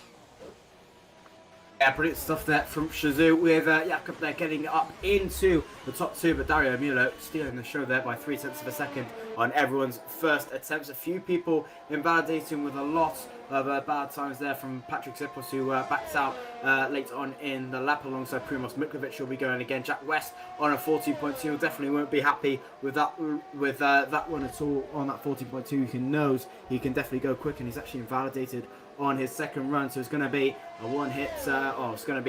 He's got the delta, but can he go a little bit quicker than his 13 at the moment, as the final few second runs are about to end for a few race clutches. Luke Smith invalidates again. It's not had a great day for him, as Primoz Miklovic now puts on pole position for WR. 13.677 for him. Beautiful to see him up there as well, with Patrick Zippos running the final corner now. He's invalidated as well. Lenny Pepinta is man again on pole position with a 13.352, and it's similar scenes as it was in Austria, but can he keep that pole position all the way to the end? Yeah, we'll have to see whether he can. Lenny Pepinta, fastest of everyone. He did this last time out, sort of came out of nowhere, but I suppose here we're all used to him this time around. Lenny Pepinta on a 1:13.352. 0.3 of a second faster than anyone. But both of the race clutch cars, a bit off what we saw them do earlier on. A couple of them are still out there at the moment. I think Luke Smith, yeah, just heading his way back towards the pits. Not got enough fuel to set another lap. Pinter, Miklovic, Imola, Jakob Brzezut and Jack West, the only 5 drivers that have set a clean time at the moment. So that's half the field with 5 minutes to go. Are going to basically leave it down towards one final run. Puts a lot of pressure on the drivers, but this is really where they make their money. This is why they prove why they're at the top of challenges. Some of them, obviously, we've seen in esports as well, at the top in various other leagues. They're just able to deliver when it really matters. Yeah, absolutely. So you're probably going to see the deliveries from Zippos, Joost Noordijk, Luke Smith as well. Then Warren can pull something out of the cars, and obviously as well, Ryan Jacobs, obviously the vice champion on the Xbox Challenger Series. Joost Noordijk, the champion of PlayStation as well. So there's a lot of drivers in that bottom 6 who can pull stuff out the bag when they really need it to. And this is what separates a good driver from an absolutely very, very decent driver from the likes of that bottom 6. Obviously, the top 5 are doing very, very well at the moment. Obviously, there's a few who maybe need to try and up their game to try and get a lower time. And Lenny Pepinta on that 13.352 is a very, very respectable time. Probably maybe want to try and go again to just try and get that 10th or 2 just to maybe secure that pole position, but it's definitely going to be interesting. Patrick Sipos is on an outlap at the moment alongside Ryan Jacobs as well. They're the only 2 on an outlap at the moment. There's the 2 Parnell drivers get ready to go. That's only the 1, sorry. I believe that might be Dylan Warren coming out of the pits right now. No, it's Jack West, I believe. I'm not sure who it is. Yes, it is Jack West, and also Jakob Brzezetov coming out as well. So final few runs in qualifying, 3 minutes left to go, and still all to play for to who will get pole position. Yeah, still all to play for. Let us know who you think is going to be then on pole position. Just reading here, Nardi Perez had some wheel problems, so that is possibly one of the reasons why he ended up just missing out then for the for FVR. So such cruel luck for him. We'll see how things go. Jack West is going to be the first one of the first drivers then to set his final time in this session. Patrick Sipos is just ahead of him. We saw this last time from Race Clutch. It looked good in the first couple of qualifyings, and then for whatever reason, they just weren't able to get it together in the third one. Neither of them have set a valid lap time at the moment. They're the only team, that have got both of their drivers in that have yet to really set a legitimate valid lap time. Sipos did, of course, but it was a 1:21. Nothing representative. He's going to be the first man to go for it. Has he got enough to get 2 runs in this session? Let's see what Patrick Sipos can do then in the Alpine. Yeah, here we go then. Patrick Sipos coming in towards turn 1 at Samborello, braking around the 50-metre board. Hop on the left, hop on the right, and into a swooping left-hander and onto the curves as much as you can. In towards Villeneuve, then in towards the left and hop on towards the right for Patrick Sipos. Sector 1 split, 23.895, 16 thousandths down in his personal best. It's not looking absolutely fantastic for Sipos, but he can definitely find something in Sector 2. Obviously, that 24.189 is definitely not something that is going to be set forward, and I believe he may have backed out once again, and I think he has. Patrick Sipos backing out once again with 1 minute 50 seconds left to go. He's still got time, but Ryan Jacobs about to cross the line, but he's invalidated as well, so he's going to have to go again, and a few people just not getting the lap times underway this time around. Jack West in Sector 2 as well as Rosetsu goes purple in Sector 1. He's having a great time for Shazoo at the moment. Jack West going well in Sector 1 as well, just making his way through Sector 2 as well, rounding the Sector 2 split at the moment, 4 tenths up at the moment, which is going to put him around in the 7 into the 6s, maybe quicker than Dario Imola if he can, as he makes his way through Sector 3. He's going to have to try and find something in Sector 3 if he wants to try and snatch away this pole position from Pepinta. Yeah, we'll have to see what Jack West can do then, round his way around the second Ravazza here. What's it going to be for Jack West? This could well be his one and only shot in this qualifying session to take pole position. And it is second place in the end for Jack West. Just slower than what we've seen from Lenny Pepinta by 200ths of a second. Ravazza gets himself up into third place, and that might well be his one and only shot in this session. Who's heading towards the 9 now? It is going to be... just trying to see who that is. I think it might actually be Pepinta on an outlap that's heading towards the line. Luke Smith just getting ready on what is going to be a second run. Joost Noordijk's kept it clean so far around the final couple of corners. What's it going to be for the PS Challengers champion? He heads towards the line. Third place for now. 58 thousandths of a second off provisional pole position. Imola. Next one, he's up on his personal best. Can he take provisional pole? No, sends himself up into 4th place. It's all just starting to heat up at the moment. We'll see who'll be the first one that can really challenge what Lenny Pepinta has done. Maybe it will be Primoz Miklovčić. Heads towards the line. 3rd place, 25 thousandths off. They're getting closer to Pepinta. No one able to beat it yet. Sipos not able to do so either. As invalidation for Sipos. Yeah, invalidation for Sipos. Ryan Jacobs makes his way into the pits. Yeah, so Sipos couldn't get it where it counts, and again, just that interesting thing from Race Clutch. He can't get it in the final sector, in the final session of qualifying. Luke Smith has kicked his lap valid so far into Sector 1, as Rosetsu comes into the pit lane. He can finish no higher than 7th. Lenny Pepinta, can he go any quicker than his personal best in qualifying here? DRS wide open for the Williams driver. Lenny Pepinta across the line. Pole position for Lenny Pepinta so far. We do get into the twos, the very low twos, at least, from Lenny Pepinter. Beautiful to see. Luke Smith is about to cross the line for Alpine. 5 seconds up in sector 2. Is this going to be enough for pole position for the British man rounding the final corner? The Race Clutch Alpine Academy driver, can he get anywhere in the top 1 across the line? Luke Smith, P5. It's not going to be enough for pole, but can anyone beat him? Jack West keeps his P2 spot for now. Dylan Warren about to cross the line. He comes into the pit lane. Dario Mulo, does he follow him in? Yes, he does. Juice Nordike, does he want to follow him? And he is going to be following in. And I think that's going to be Lenny Pepinter getting the job done. He was robbed, if you like, just at the end by Jack Laverty in Austria. He's got the job done this time. And Lenny Pepinter on pole position here in Imola. And what'll give him confidence, his first one was good enough for pole position. He went out and just decided, you know what, I'll do another one, go that tiny bit faster. Lenny Pepinter takes pole position then for this race. Jack West in second place, Miklicic in third. And look at that, we have got 6 different teams in the top 6 in this race. The first team that's got a second one of their drivers up there is Dylan Woman for Parnell Racing in 7th place. It's going to be an exceptionally close race. Yeah, absolutely. So this is going to be absolutely fantastic if we see something like that. Lenny Pepinter on pole position, trying to go his way again. He had so unfortunate race at Austria. Jack West on his debut, getting on the front row, brilliant to see. And it was ADRT, it was Parnell ADRT in Austria. It's now ADRT Parnell in Imola. It's switched around, and it's those two on the front row once again. Yeah, it's those two on the front row once again, Parnell and ADRT, but this time it's ADRT who are on top. This time it is Lenny Pepinter who takes pole position then for the Imola Grand Prix here at TGC. You can see Jack West is there in second place at the moment. Miklicic just missing out. Nordike and Smith setting identical times in 4th and 5th. Then it's Imola, Warren, Zezut, Sipos and Ryan Jacobs failing to set a time in that session. He'll still be pretty happy, obviously, for a first real shot at things on PC. That's a very respectable job from Ryan Jacobs.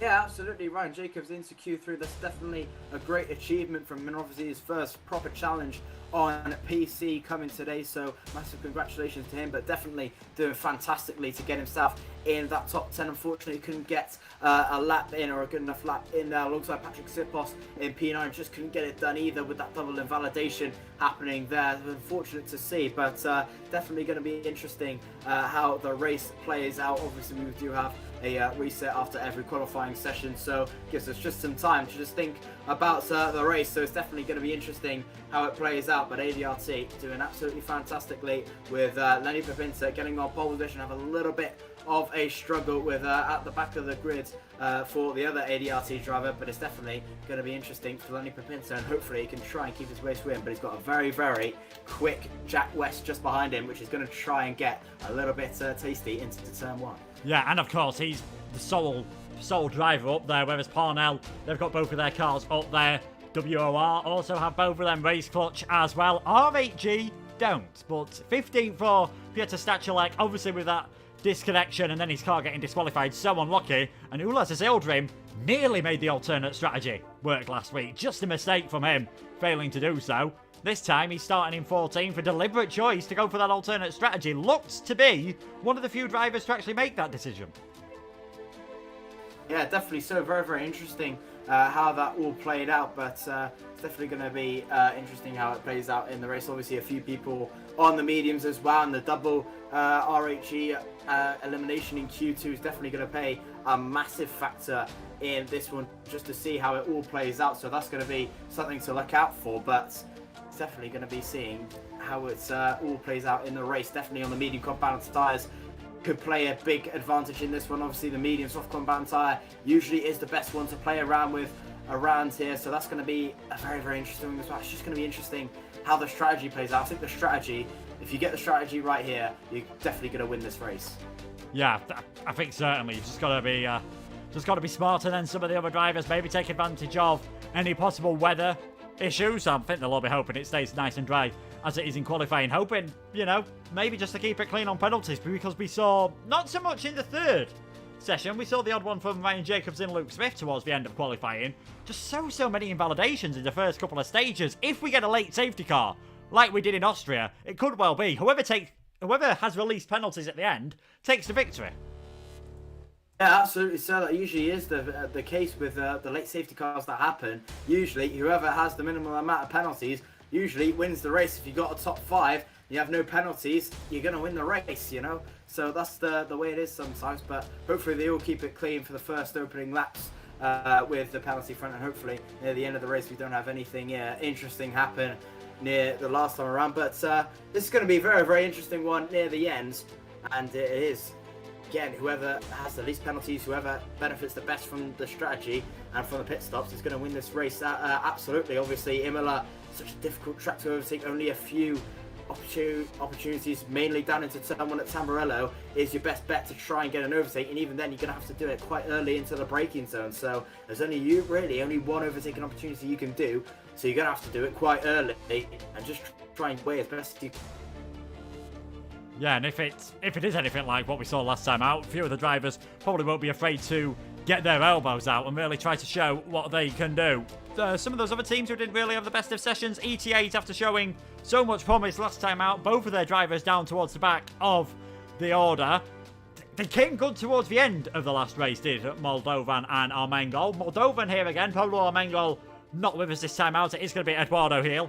Again, it's going to be one of those sessions where they're just going to have to wait and see. Just keep it clean and maybe wait for that safety car in the middle of the race if they're starting on the mediums, obviously, which is what we'd expect. Yeah, definitely 32 laps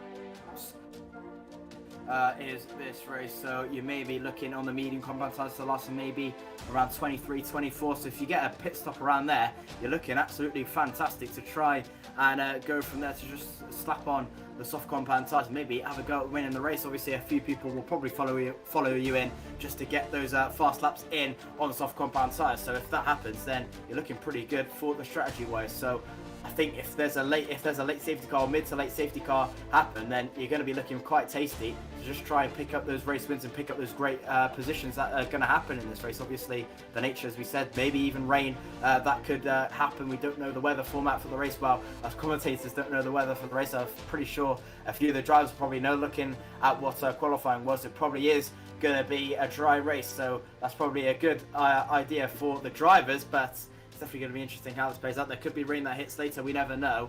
So it's definitely going to be interesting how this plays out. Yeah, I think other teams that might find things interesting at the moment are those that have got one driver towards the top and one that are just possibly on that alternate strategy. TF10, for example, they've got Emilio up in that top 10 with Ika Baena starting 11th. And our championship leaders, VSR, Joost Noordijk up there towards the top. And it's going to be Thomas Harvey starting in 12th place. It's always good to have that, because as a team, you've sort of, whether it was intentional or not, as a team, you've split your strategy, and that can always be handy. Yeah, definitely so. So the two VSR drivers will be definitely on completely different strategies to each other. You probably would assume maybe they will try to keep them the same. I highly doubt it, with obviously Thomas Harvey in the bottom 11 there. So he'll probably be trying for the medium compound tires. That just makes it a little bit easier, maybe a little bit less thinking for the engineers down at VSR, just to think, right, Thomas Harvey is going to be trying for the mediums just to try and go a little bit longer, and you're going to have to pit Joost Noordijk just a little bit earlier. So I think that's going to be interesting to see how that all plays out. Definitely the medium tyres and the medium roads definitely have that little bit of a one-up in this race. So that's going to be a massive excellent for them. It's just going to be who has the pace, if they do have the pace on the medium compound tyres, and if they can try and keep up with the medium compound tyres. We saw Ulas Azildrum do it last time around. He got up to P4 in the first opening laps on the medium compound tyres, so he absolutely rocketed up the field. He can hopefully try and do that today, starting P14 for today, with Piotr Stachelek in P15 after a disqualification in Q2. So the medium runners are just going to have to push that extra little bit harder than the soft runners in the first opening stages, just to try and keep up with the following field. Yeah, I don't think they're really going to have a choice. I think they're going to have to just go for things in the early stages and just hope that everything works nice and steady, which, suggesting what we've seen so far, we are going to get a pretty close race. Let's not forget top, I think, what was it? All 20 separated by about 6/10 of a second in that first session. So hopefully we'll be able to get similar things here in the race. And if it is that close, maybe there is that possibility for the alternate strategy to work. There probably is that possibility for some sort of DRS train, some long trains as well. We're saying all this assuming that it's going to be dry, of course. That might be an interesting tactic in the chat. Send it into turn one. Could be worth doing, as long as you do it in a controlled manner. into turn 1. Daniel Ricciardo, who's normally known for his sins, not quite getting it right over the wet curb in the actual Emilia-Romagna Grand Prix. We'll wait and see what can happen in this one. In terms of strategies, we've already spoken about them. Same as what we get on most things on this game. One stop, soft to medium, medium to soft. What's the earliest do we reckon that anyone could pit and go for that alternate strategy? Maybe lap 7 or 8? Yeah, you're probably looking maybe around lap 7, 8. I think probably a few people will try and go a little bit longer, maybe try for maybe around 10, 11. But obviously, there may be a few people trying to play the undercut. I definitely think Race Clutch with positioning in the qualifying 9th and 5th will definitely be trying to go for the undercut alongside a few people. Jos Nordijk maybe will be looking for an undercut as well. So it's definitely going to be interesting with the strategy front. I definitely think probably the top two, Jack West, Lenny Papinta as well, will be trying for the overcut just to try and go a little bit longer on their race. 25 seconds usually is how much you lose in the pit stop. So you're looking around there just to try and get the job done around there. So as long as you stay within that 25 seconds, if you do try and go for the undercut, that's where you're going to have to go for it. And I believe the race should be starting any second. So enough speculation. It's about time to find out who will be going where.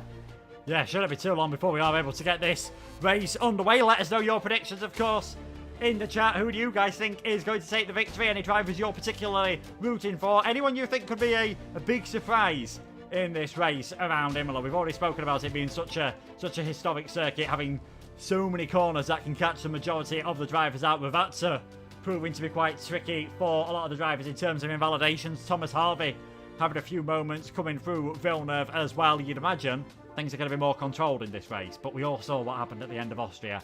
Things didn't really look too controlled at the end of that one. And there'll be a few of these teams, we knew that from seeing the chart, there's a few of the teams, if not necessarily the drivers, thinking they were hard done by last time out in Austria, and they'll be looking to prove themselves and put in a good performance, almost get redemption.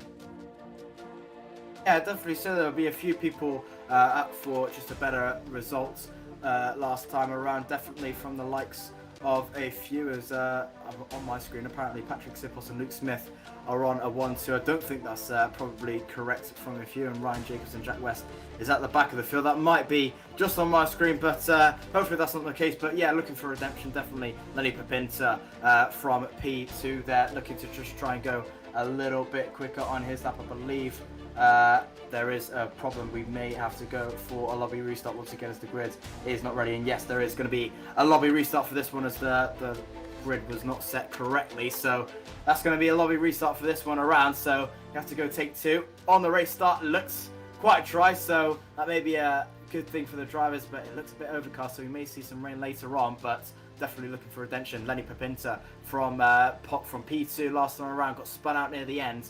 So definitely on pole position tonight. Could definitely try and go for a little bit more. Yeah, it could do. I think that was just caused by other drivers rushing their way around at the moment, trying to get into the session as early as possible, and the grid wasn't ready up. So it could very well be what you were seeing as the 1-2 for Race Clutch. Nice try by Race Clutch, I think, to try and get in as early as possible. Unfortunately, that one hasn't quite worked on this occasion, and it just builds up the tension again. All the drivers have got to wait, and there's always one important thing to do. Any single time you have these lobby restarts, and there's quite often, I had it happen in another league on Sunday, there's quite often one driver who forgets. You've got to remember to put your setup back on.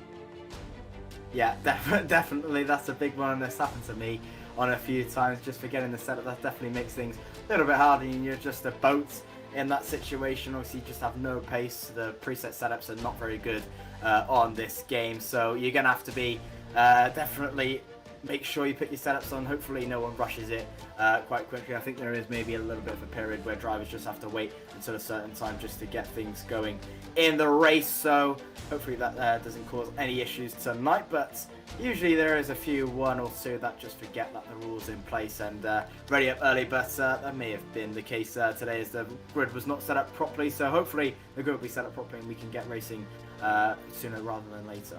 Yeah, hopefully it won't be too long before we are able to get ourselves back in. Of course, we want to get going as soon as possible for you guys. I'm sure you're fed up of hearing us now and you want to get some racing underway. We shouldn't, as we said, shouldn't be too long before we are able to do so. Lenny Papinta on pole position. Like we said, he was one of those who was perhaps feeling a bit aggrieved last time. And a team we haven't really spoke about too much is Shazoo. Yes, Jonas Dovzan not exactly having the greatest of sessions start allowing down the order, but Jakub Zezut able to get himself in the top 10. Things looking a lot more promising for Shizou than they were this time a week ago. Yeah, Shizou getting into the top 10 then. That's brilliant to see. And obviously Shizou just needed a little bit of a freshen up in the field, and getting that top 10 definitely helped their cause. Obviously a double DNF back then in Austria, 20th and 19th for them definitely didn't help their cause on the table, and they sit dead last at the moment. But getting a few points to their name today, and definitely with Rizozu in the points paying positions, definitely will hopefully try and count their cause just a little bit higher. But hopefully that's a pretty decent cause for Shizou just to get that top 10, and hopefully they can try and get a few more points up the standings today. But Rizozu doing very, very well for Shizou so far. Yeah, and this is an interesting thing actually, which I did not realise until a couple of minutes ago. They don't, quite often when a lot of leagues do resets in the middle, they keep the weather what the game said it was going to be after qualifying. Doesn't quite work that way in TGC, so things looked very overcast in that last lobby. I know you drivers didn't get to see that, and everyone watching at home. Things looked incredibly overcast. So that means there is just that tiny little hint of rain, and obviously if that happens, top 10 will get a free choice of tyres, and then everything we've spoken about with strategies just goes out the window. Yeah, so slightly if there is rain on the horizon, that could be a little bit interesting, of course. So anything that can happen, really. Anything can happen in these scenarios. So it's definitely going to be interesting how it plays out in the long run. But if there is rain, then yeah, as we said, everything goes out the window. But if there's not, then hard words mean it a little bit more. But if there is rain, then it's definitely going to spice things up near the end. How long does it rain for? Will it rain for the whole race? Will we need to pit stop? So there's a lot of things that is going to wrap around the engineer's head just to try and get things in. So it's going to be interesting what the weather is going to play like. Hopefully it's dry for the driver's sake. Maybe for a fan and a commentator's perspective, it's a little bit wet, but we never know. We never know in these races. If we do get some rain, and it does go dry, fingers crossed the race director is a bit quicker at activating DRS this time than they were at the weekend. I think everyone would agree. That one did just take that tiny bit longer. So yeah, Lenny Pinter will be on pole position. He'll be looking to put himself into a good position. They had those lag problems last week and ended up only, I think in the end, just picking up a couple of points for Dick Plus. I think in the end actually failing to score any points for them. Shizou, they'll be hoping to get their first ones. And Parnell, also, we said this earlier on at the start of the stream, they were really looking good last week. So unlucky not to pick up any points. They've got Jack West in second place, Dylan Wobbin in seventh. If Dylan gets a good start, they could definitely work together and cause some problems for the other teams. Yeah, definitely Dylan's got that little bit more in himself. He's absolutely a rapid driver.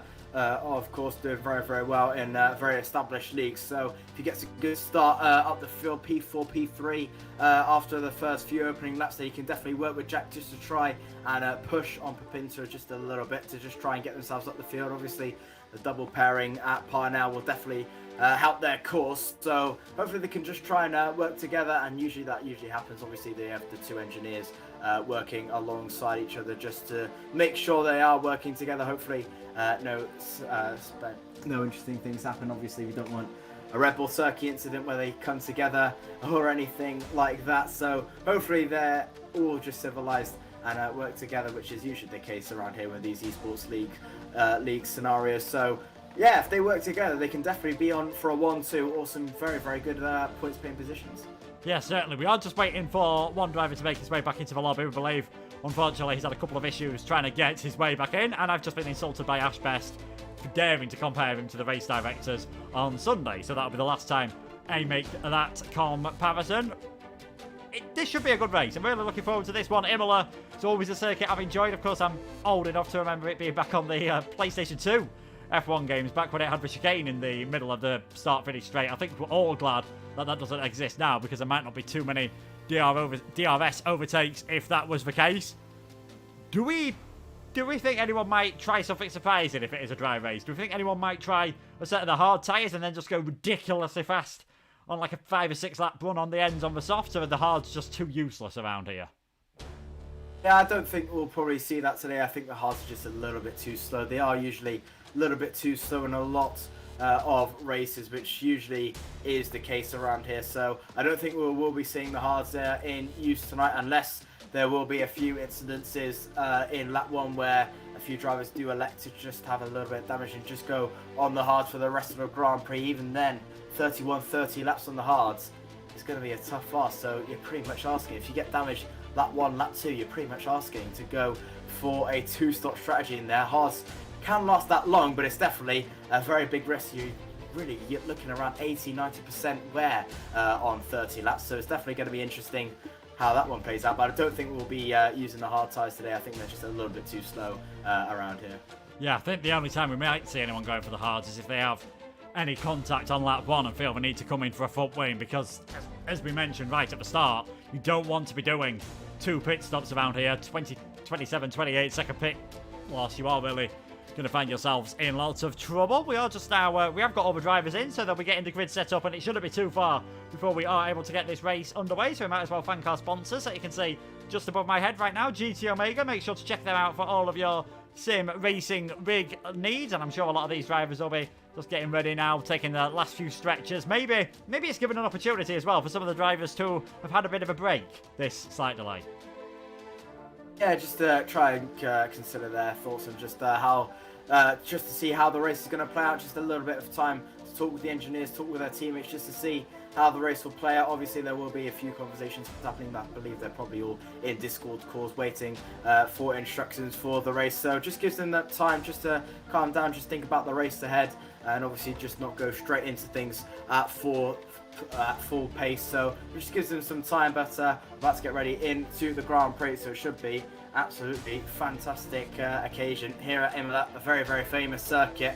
A few overtaking opportunities, mainly down into Tamburello, has been caused a few wrongings on lap 1 before, notably in 2021 with Hamilton and Verstappen coming a blow into Tamburello, with Hamilton picking up some damage. Hopefully that doesn't happen today, and it is raining. It's a full wet race for the race, and all of everything we've just said is completely out the window, and I believe we could be on the full wets here.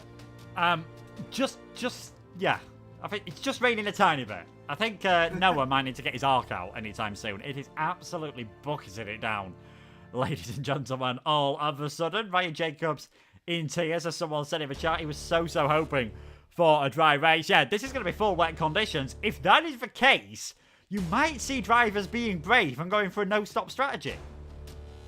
Yeah, if the rain lasts for the whole race, then definitely a no-stop strategy is possible. Obviously, you're not obliged to pit on a wet track, so you don't really have to if you don't want to. We've seen Esteban Ocon in 2021 season at Turkey. He didn't do a pit stop on the intermediate compound tyres. They looked absolutely battered at the end of the race, but they definitely made the end. So we could see some drivers on a no-stop strategy. If it does get lighter, we could see people on the intermediate. We could see, even if it does get lighter and it gets drier early on, then we could see everyone on the dries quite quickly and stay on the wets during the intermediate period. We never know, but starting on the full wets with a little bit of interesting things happening. Obviously, was a wet start last time around in real life. Wasn't that wet in here, but definitely going to be interesting how this plays out and how long the wet tyres will last. Yeah, I think this just, like you said, it blows everything we've been speaking about for the last minutes completely out of the water, because now we've got absolutely no idea how things are going to go in this race, and we're not going to be too far away from finding out. Fingers crossed, ladies and gentlemen. This is going to be an absolute cracker in what are biblical wet conditions here at Imola. So, without further ado, let's get ready for this race then. Powered by GT Omega, it is round number 2 of the Global Championship. Welcome to Imola. First used in Formula 1 back in 1980, where it hosted the Italian Grand Prix that year. Every other time it has been the Emilia-Romagna Grand Prix or the San Marino Grand Prix. And as you can see there, it is one of the most challenging circuits in Formula 1. Very, very easy to get things wrong around here. As unsurprisingly, we're going to go on to what tyres everyone is on for. Every single driver on the 4 wets. That's the only real option anyone had.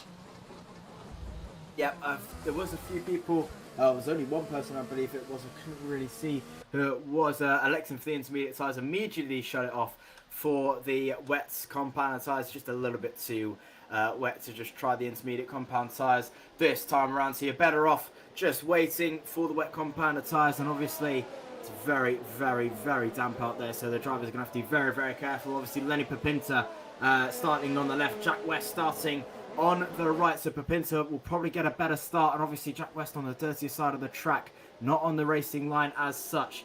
Definitely going to be very, very interesting, but be on the lookout for the likes of Primoz Miklovic and Joost Noordijk, who maybe try a little bit down the inside with getting the slipstream into turn 1. It's a long way down into turn 1, so we could see a little bit of slipstream happening from a few of these guys, and definitely could see a couple of changes down the way. So Primoz or Joost could be leading this race into turn 1. Yeah, and as we saw in reality at the Emilia-Romagna Grand Prix, it can be very difficult to get underway here on the wet stuff. So let's wait and see how things go. Miklovic just pulling into his place in third. Joost Noordijk in the McLaren in fourth. Of course, they're leading the championship at the moment. Oh, VSR. Who knows how this race is going to go? Alternate strategies, all talk of that, blown out of the window as we head our way and see what is going to happen. We await for the lights to come on here at Imola to get this race underway. We've got 5 lights. Quite a long hold then, and the Emilia Grand Prix is underway. Seems like a good start from Lenny Papinta there. Everyone just scrambling for grip on their run down towards Tamburello for the first time. Jack West hanging on into the lead of this race as well. Oh, big shunt in the background. That's Miklovic dropping a long, long way down the order. I am so surprised he's not retired from that race. That was a massive shunt. Front wing gone from Miklovic. He's going to have a very tough race. Heading towards Villeneuve, though, for the first time. It is Lenny Papinta in the lead of this race. Jack West in second. Luke Smith in third. Noordijk in fourth place. Didn't quite see what happened there with Miklovic, and it looks like Vzetsev and Sipos have also had incidents on lap number 1. Chaos in the rain here at Imola. Yeah, absolutely. It is Sipos, and Primoz Miklovic does not have a front wing. Sipos, Vzetsev and Miklovic are top 10, all in qualifying 3, and now out of the spot at the bottom 3 on the grid. But a great start there from Lenny Papinta to get up into the lead. Jack West holding on in P2 with Luke Smith, the other race clutch driver, in P3 there with Joost Noordijk holding on in P4. Seemed very, very chaotic going into turn 1. They almost went 4-5 wide going into the back straight into turn 1 as Yoni Dobson and Ulas Azildra battle away for P12 and P13. There goes Eduardo Gil going for a move down the inside, gets the job done on Dobson as well. Cordelingo may have a little bit of a look down the inside. He's going to think about it around the outside. Ravazza, he's definitely trying to go for around the outside. They're still side by side. Lenny Papinta with the fast of the Grand Prix. Red Bull Power versus Alfa Romeo Power, and it's Red Bull who get the job done this time around. And it is Dobson who still remains in P14, but it's Lenny Papinta who leads after lap 1.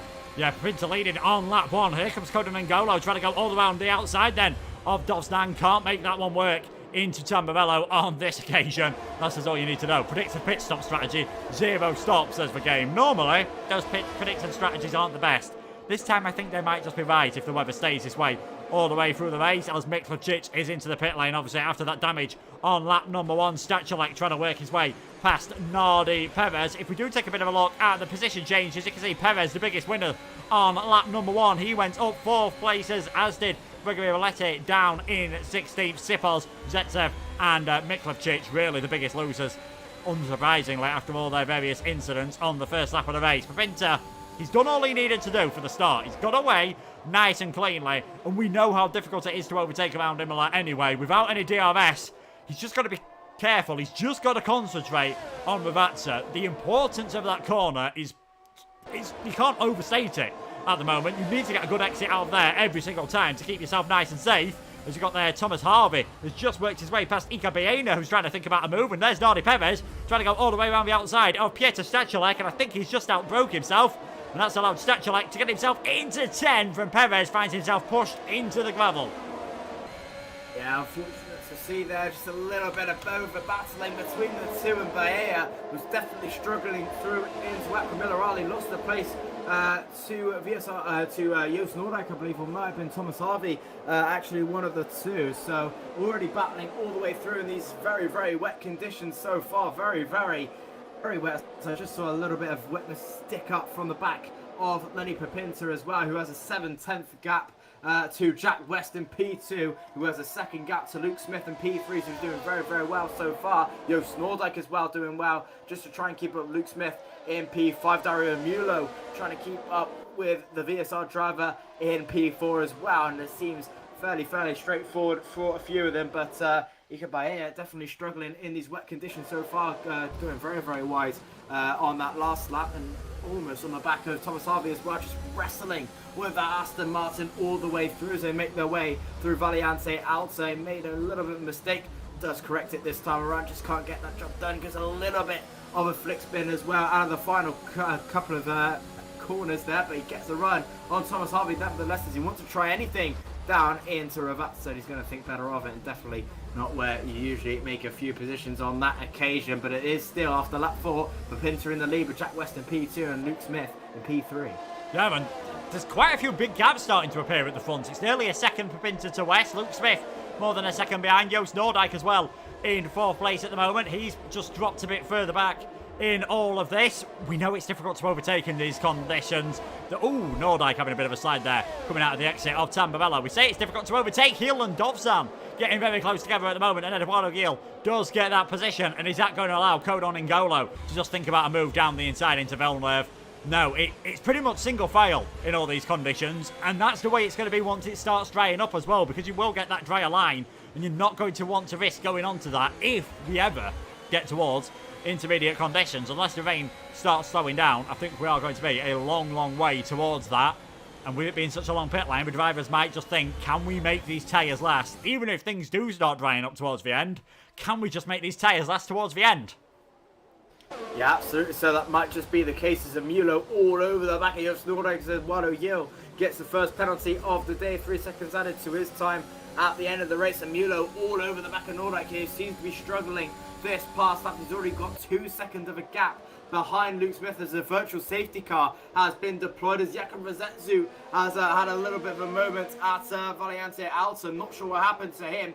No damage it seems on the Red Bull car, but the virtual safety car is out. That might be just because the weather is so extreme and it's almost pitch black around this Italian circuit here at Emilia Romagna, but virtual safety car is out for the first time this race. Don't think we'll see a full-time safety car, but virtual safety car is out on lap 5. That might just be from the threat of the conditions.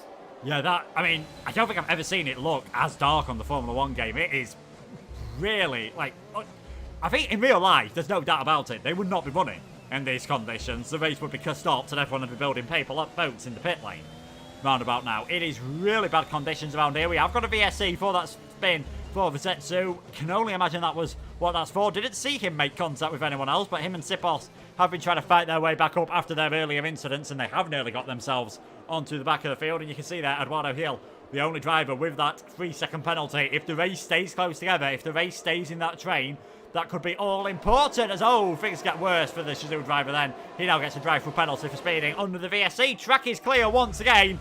Jack West trying to take advantage there, all over the back of Lenny Pinter. These front three definitely escaping from Joost Noordijk at the moment, who just doesn't seem to be able to shake off the pressures of Emilio, Warren, Jacobs, and the rest of the pack behind him.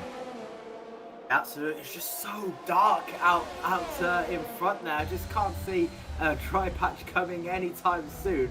And definitely, as you said, if this was real life, they definitely wouldn't be running. As Luke Smith goes a little bit too wide into the first revat, and that's costed his run. Jack West all over the back of Lenny Pinter at the moment, just trying to save as much ERS as he possibly can. Same goes for Pinter, who's using quite a bit down this back straight. So is Jack West to just try and keep in there as well. Luke Smith just trying to save as much ERS as he can as they make their way into Tamburello. A little bit of a moment under braking. So Luke Smith does correct it momentarily, but doing all right. They're absolutely broken away from the pack there, this front three, which is great to see. ADRT leading away from Parnell in P2, Luke Smith for Race Clutch in P3. As further down the field, a few battling going on with Peter Stachnik having a little bit of a look on Ika Bahia. Didn't think anything of it so far, but it is that front three absolutely running away with it so far, and almost 3 seconds clear of Joost Noordijk in P4. Yeah, Jakub Rosetsu just serving that drive-through penalty. Going to be such a tough job from him, though, now down in 19th place on board with Piotr Stachilek at the moment. He was really starting to put Baena under some pressure.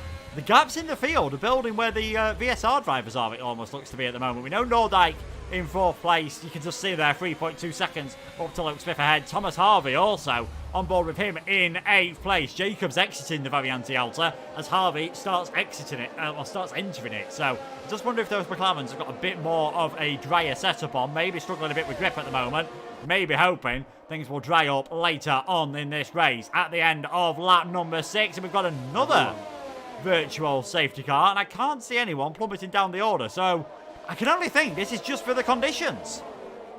Yeah, I think it definitely is the game. The conditions are just that wet that the virtual safety car is needed, and I think this is where we may need a red flag in the real life F1 games. So hopefully it may be implemented in games to come. I don't think it was in the F1 22 notes from my opinion, but obviously there was only a snippet of them, so we may see it hopefully soon. But another virtual safety car happening. No one has spun out at all as Nardi Perez, believe, is in for front wing repairs in the Alfa Romeo. Does slop on some fresh wet compound tyres, but definitely will get them to the end of the race, as everyone should probably be for everyone at the end of this race as well. As we move over at lap 7 of 32, and this front three absolutely getting it away right now. Luke Smith has definitely just noticed on these virtual safety cars, got very, very close to Jack West, about 0.3 of a gap, and then just backs off ever so slightly. Obviously the delta might be a little bit different for him, which is unfortunate, but never know, as we should be getting green in a few moments time. There we go, and Luke Smith hasn't timed that very, very well. It's just a lot of time. Jack West timed that okay, but an awkward time to go green, and it's still ADRT with Lenny Paventa in the lead, but Jack West very, very close behind.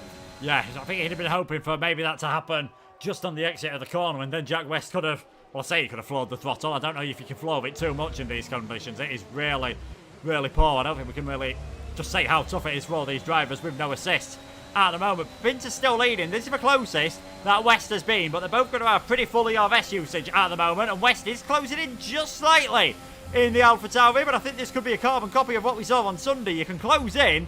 Making an overtake, though, is quite a different matter altogether. Sipos is trying to close up to the back of Bogdan Moldovan as well. They're all on 80-something% electrical energy, and while that's the case, it is always going to be tough, obviously, to get the overtake done when there is no drag reduction system. Imola all over the back of Joost Noordijk as well. You've got to be patient in these conditions. You can't afford to rush, can't afford to send a move down the inside and take a big risk, because you'll just cause yourself big damage.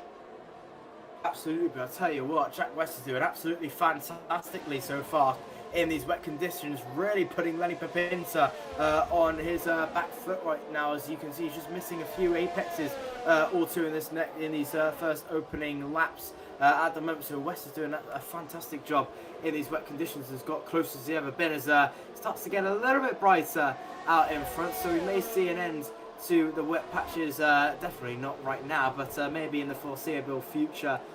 In the moment in time, we never know, but Jack West just losing a little bit of time into Alta, as you can definitely see it's getting a little bit brighter, but Luke Smith now on the front foot as Jack West makes a little bit of a mistake out of the final corner of Ravatson. Once again out of the final corner, here comes Luke Smith. Does he want anything to try and push on Jack West down this back straight? And as you said, you can get as close as you want, but overtaking is definitely a better, another master round here at Imola, and once again Luke Smith getting close, but not quite close enough.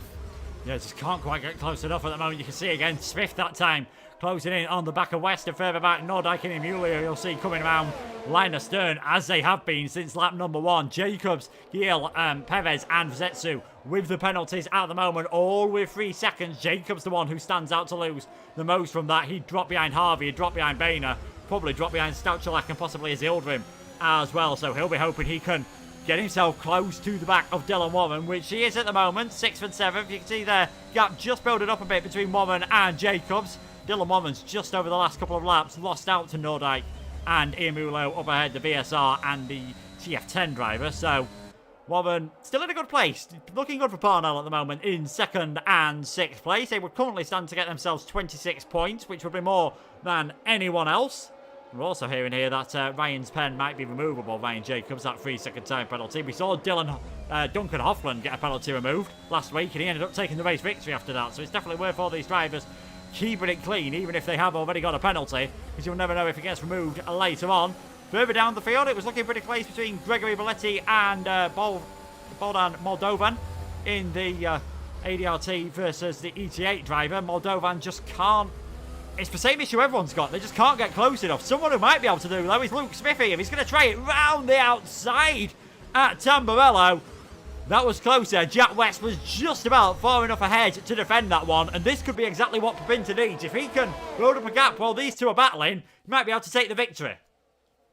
Yeah, aggressive but fair defensive move there from Jack West just to shove Luke Smith offline there to not have the overtake happen. They were side by side, but Luke Smith just forced on a dirtier side of the track and just couldn't get the job done around the outside. But Jack West has, in doing so, has lost the second gap to Lenny Papinta. Has got back in it now with a great run into the left-hander, but definitely trying to close that right now. Luke Smith goes a little bit too wide. He's definitely overshot that chicane. Al Aquamilarali, yellow flags flying. That's for Nani Perez in P18, who's going slowly, and he's spun round at Tamburello. Lucky to not collide with the wall, but Luke Smith not having a great time at the moment as he's lost a lot of ground to Jack West. About a second down at the moment as Jack West is now 1.1 behind Lenny Papinta, and Papinta is just quietly getting on with it and just calmly getting in the race to this lead. Meanwhile, Ico Pereira down the field, closing up to Thomas Harvey with a battle forming with Ryan Jacobs in P7 with Thomas Harvey as well. So it's getting quite closer down the back of the field with Ulas Azildrim in the points as well for RHE. Peter Sashalek in P11 as well. Dylan Warren with the fast up in the Grand Prix as Ulas Azildrim immediately replaced it. But Parnell doing quite well right now with 2nd and 6th. Yeah, 2nd and 6th at the moment. Things are really looking good for Parnell. This time Luke Smith not able to get close enough. Baena, story of everyone's race. Definitely the story. Oh, lost it. Baena's lost the car coming through Tamburello. Just saying, he's been all over the back of Thomas Harvey all race long, as has his teammate. One slight mistake there from Baena. And you can see he drops behind both of the RHG Haas cars. So he is now out the points. Thankfully for him, was able to save the car. Did happen at a relatively slow speed. Just needs to keep his head down, regroup, and see if he can catch back up to those. He's got about 40% ERS. When you look at those up ahead, Papinta's doing a good job on it. Jack West using a lot as Nardi Perez retires from the session in the pit lane. So he is our first retirement from this race at the end of lap 11. 11 laps where the rain has been teeming it down all day long. It's a tiny bit brighter than it was when we got the first VSC. Still no indication that we're going to be anywhere near going for a set of drier tyres. As here you can see, we've got Baena, Eduardo Gil. Oh no, Dovzdan into the back of the ET8 car. Yeah, a little bit of hitting between the two. I think it's just a little bit of a love tap from Dobson. Doesn't seem to be any damage on that Red Bull car, but Corden N'Golo is all over the back of that Shazoo car as they make their way through the double left-hander of the Ravazza round in the final corner now, and should get a pretty nice run down this back straight. If we can try and get one down the inside, that'd be fantastic for the FER driver. Here they come then, down the back straight with Gordon N'Golo trying his best to try and catch up to Johnny Dobson. He's in the slipstream. Does he want to catch alongside? He's having a look down the inside. Just a little bit running out of road there, and he's going to have to wait on another day. But there goes Dobson, and he's hit the back again. And there goes Dobson out of this race, and again, a spin out as they almost go three wide. They are going to go three wide as Patrick Sipos trying it around the outside, which reaches the inside, cannot get it done. I think Gordon N'Golo just gets away with damage there, but that was very, very unlucky that happened there. Johnny Dobson rounds at and down to 17th, and it's another pretty bad day for Shizuba. There goes Patrick Sipos having a look down the inside, but just getting caught in Gordon N'Golo and just can't find a way through at the moment, can Sipos.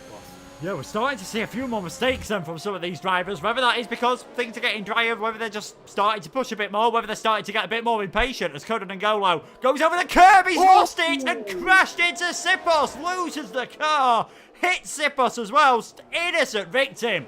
And all of that one was Patrick Sipos. He's now got major front wing damage. He is going to have to go into the pits, and I'm fairly sure Coda N'Golo is also going to have some damage as well, although it looks from that camera angle that he might have got away with that one. Sipos gets a time penalty. We've just seen a fastest lap of the race from Dylan Woman. He started to step things up as he tries to get back onto Imola and Nordyke, and that is an interesting one. Joost Nordyke now really putting Luke Smith under some pressure. Smith, after going for that move earlier on Jack West, just seems to have dropped back a tiny bit, and now he's coming under pressure for that final podium place.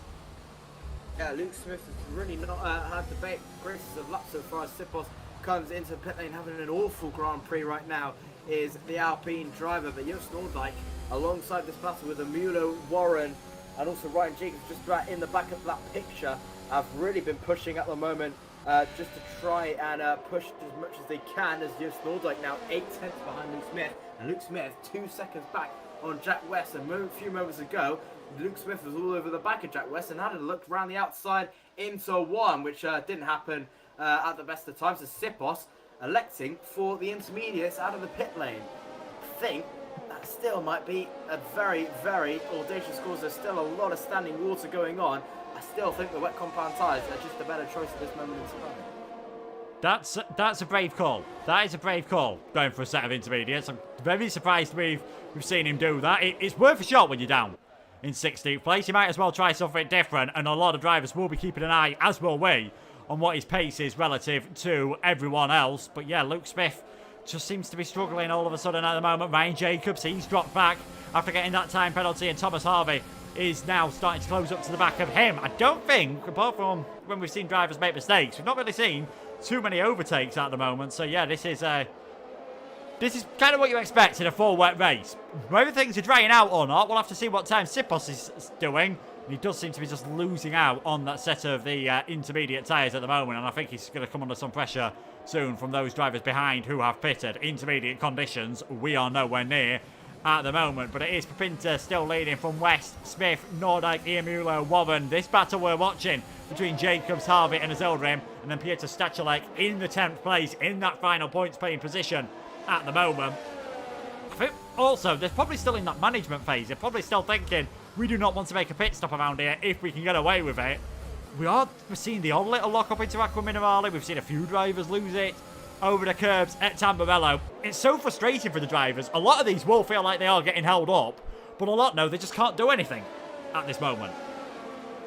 Yeah, absolutely. It's just stuck in the rut at the moment. Obviously, the wet compound with the wet conditions, it's very, very hard to really push at your best. So it's very, very hard to try and follow. But unfortunately, these things happen, and you just try and push a little bit too hard, and you find out that it's facing the wrong way. But you just want to keep it calm, so keep the tyres under wraps as well, just to make sure that they don't overheat or wear too much. You probably want to try and keep them going until the final lap of the race, just to make sure you don't make any pit stops if you don't want to. Meanwhile, Thomas Harvey, Ryan Jacobs and Nulas Aziljan alongside Peter Stachelek trying to close up to each other. EMP7, Ryan Jacobs right now with a penalty to his name, may be able to get removed at the end. I'm not sure how much he will get removed. I'm not sure if he will in general, but we never know. But he's doing a pretty decent job so far. EMP7, obviously, with that penalty, is going to fall down a little bit down the order, maybe out of the points at the moment,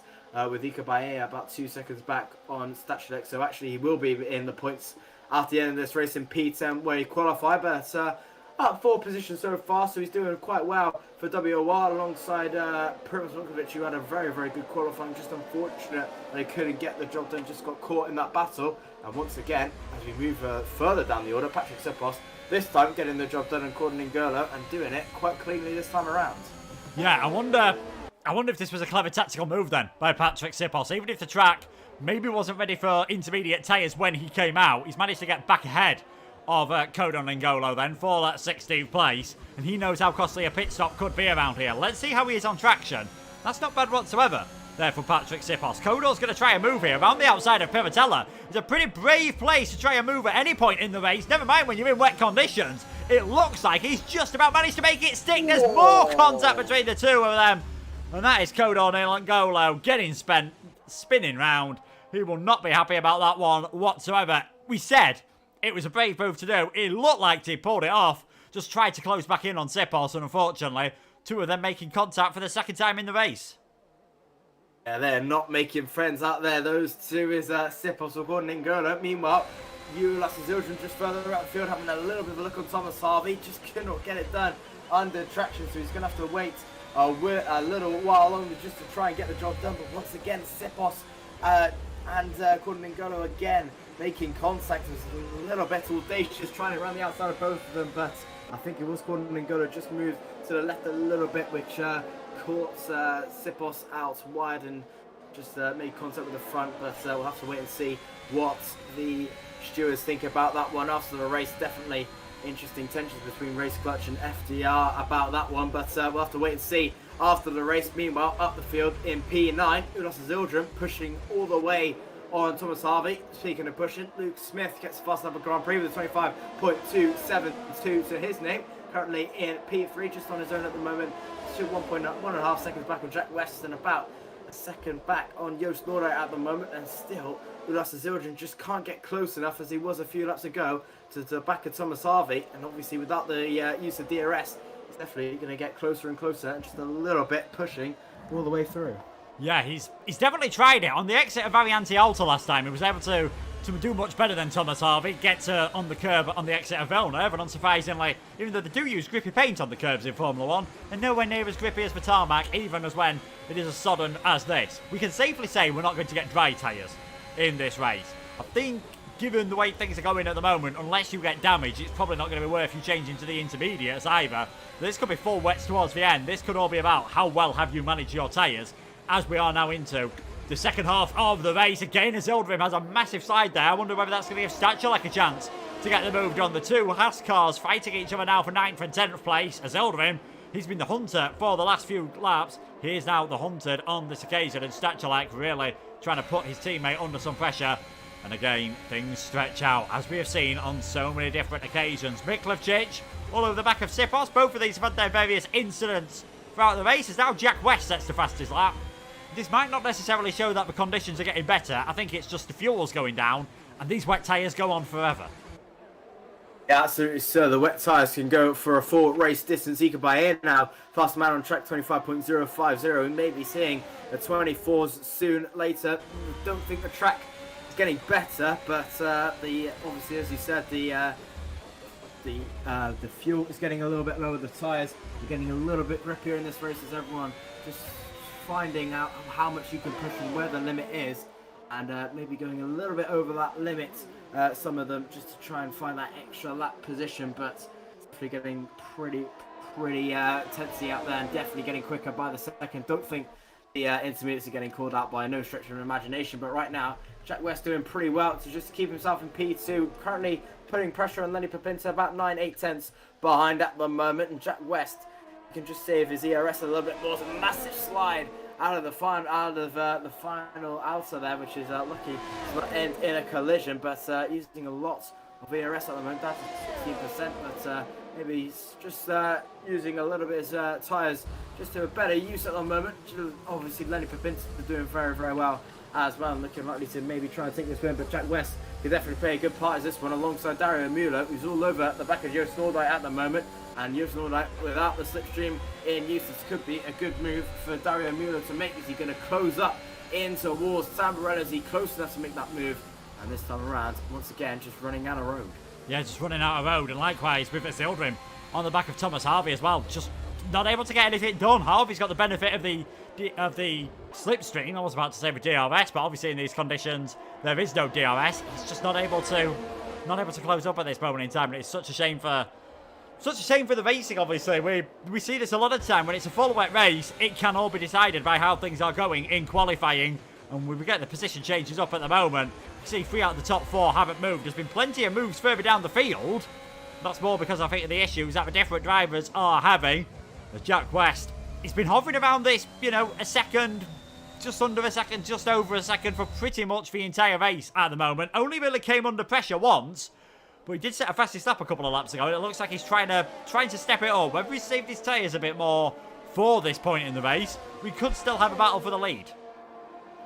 Yeah, definitely so. Jack West is doing quite well just to stick with Papinta at the moment. Obviously down into about 8-9 tenths of Ulas Zildjian just in the picture, losing the car a little bit, but moving on to Jack West. Yeah, he's doing quite well. Obviously saving the tyres is probably my suspicion as well, just to see how his fast laps are going, just saving as much as he can just to make sure the wets go all the way, just to try and push near the final few laps of this race. That 20 at 32 now, so there's still about 12 laps to go in this session, but definitely getting quite closer between the battle for 7th with Ryan Jacobs leading this one, with Thomas Harvey in P8, Ulas Zildjian in P9, Peter Stachel in P10, and they're still raging on, but Ulas is very much on the limit, losing almost the car into every corner, so that Haas car is definitely being a handful for him today, but he's getting a pretty good run. Maybe into Tosa who wants to chuck one down the inside. You bet he is down the inside because Ulas Zildjian, it hasn't worked for him. Ulas Zildjian rounds at Tosa. That was never going to work. A little bit too late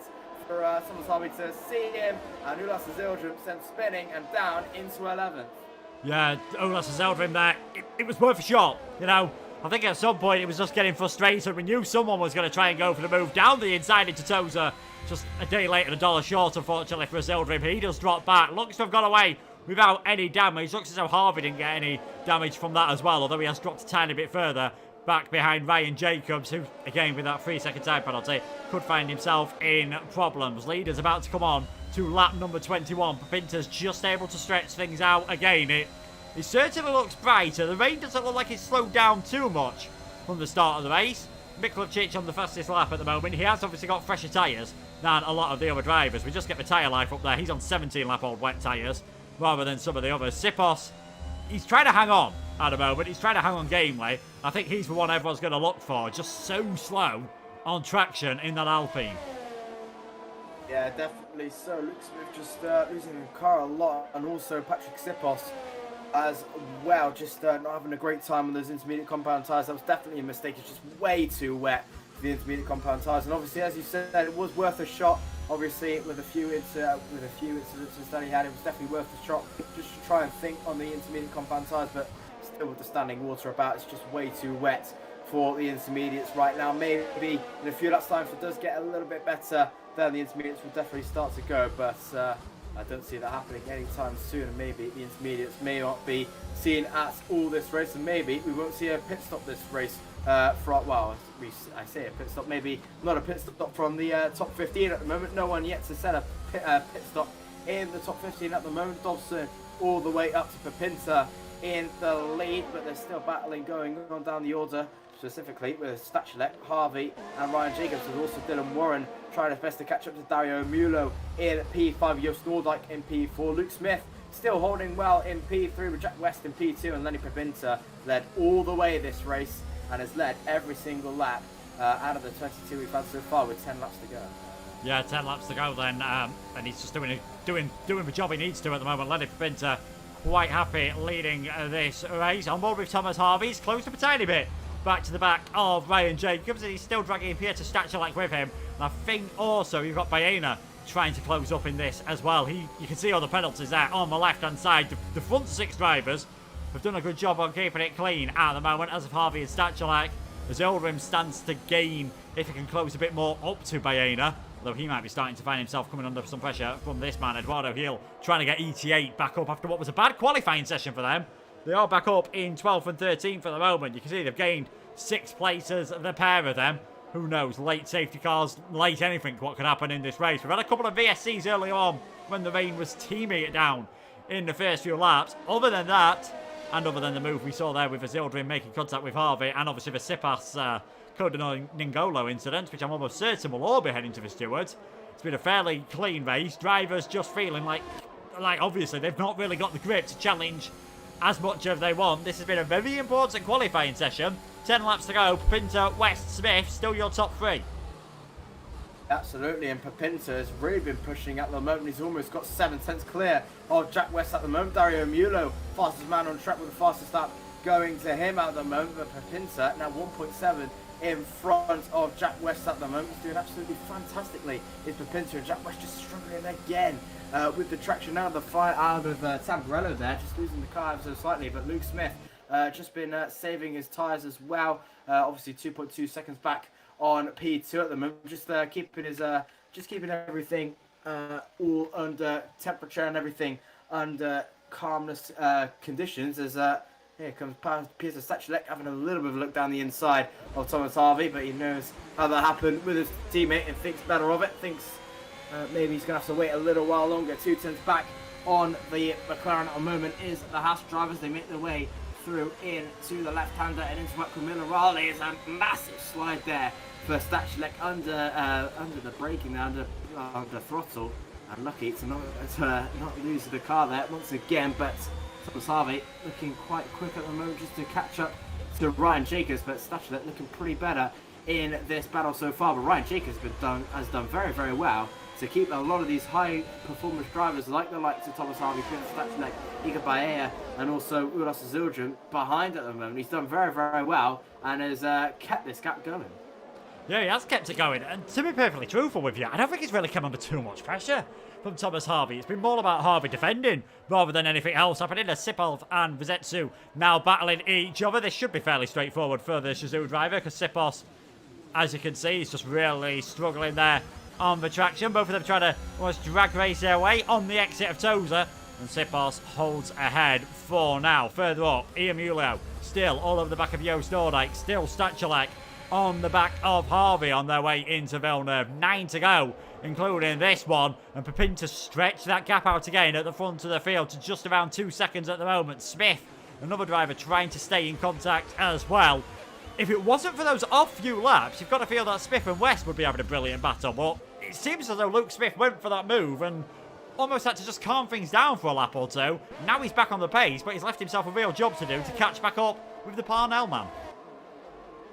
Yeah, definitely so. Luke Smith 2.2 behind, but that's just been the story of these past few laps. He just hasn't been able to catch up as best he could, but I think maybe with about only a handful of laps to go, with 8, 7, 6 laps to go, he may be looking to try and go on a charge. Now Jack West 2 seconds back on Pepinta, so I think Luke Smith knows he's going to have to try something big here to just try and snatch this P2. And Pepinta, already absolutely domination so far from Pepinta, has led every single 25 laps and now has his fastest lap to boot and is now on for the Grand Slam. Pole position, fastest lap, and the win right now going to Lenny Pepinta without a pit stop and led every single lap. It's been fantastic for Pepinta today, and he's just been fantastic. Definitely my driver of the day so far. But once again, it's a battle for 7th, getting a little bit closer as Thomas Harvey's just started to pick up the pace ever so slightly as Rositsu and Sipos had a little bit of a go on each other. But Ryan Jacobs doing well to just keep this gap going, keep the pace going at the moment in P7, doing well just to keep everything under control. Seems pretty cool at the moment with the likes of Thomas Harvey, Peter Stachelek, and Iga Baea just got back into this position, got back into this fight as well. He keeps pretty cool with a 6-second gap to Dylan Warren in front. He's looking pretty cool at the moment. Yeah, Warren also, he's still getting onto the back of Dario Imola as well. Another driver that dropped back in the early stages. Whether Warren's got, he looks like he's got the pace, whether he's got the bravery, which I think you need in these conditions to try to go for a move, we'll have to wait and see. Imola now not putting Noordijk under that same source of pressure up at the front of the field. And fair play to Joost Noordijk as well, a bit like what we saw Ryan Jacobs and Thomas Harvey has had to do. Joost really had to cope with a lot of pressure at the moment, and VSR, even though it doesn't look like they are going to get a podium, having both of their drivers in the points, still going to do their championship chances. Really good job as well. Dictos taking the win with Lenny Pepinta, ADRT at the moment with 7 laps to go.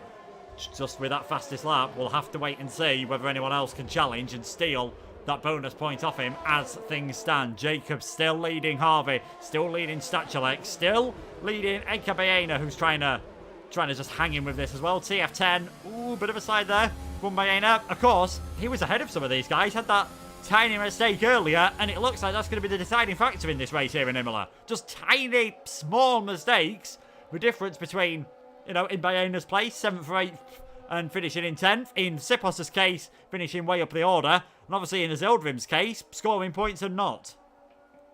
Yeah, Iga Baea, absolutely. He's obviously with that penalty, but he does have that pretty decent gap to Azildrim in P11, 5.9 to be precise. But yeah, with that incident at Tamburello, he just hasn't been able to catch up as best he can. And Azildrim now with a penalty, so that almost pretty much secures the points for Baea in this race on his debut. And also Dario Mueller making his debut with a double points finish for TF10 today, 5th and 10th going to them, 11 points in total. But yeah, it's been absolutely unfortunate for Baea, obviously with that incident going on. In Tamburello just lost the car under braking, and that is just what happens if you make those small incidences. Imola bites you very, very hard as Pepinta, another fastest lap going to him at this point in time. Meanwhile, Stachelek closing up to the back of Thomas Harvey. Thomas Harvey closing up to the back of Ryan Jacobs. Patrick Sipos with another penalty down in P17, just having a torrid time at the moment as Sipos from P9 on the field.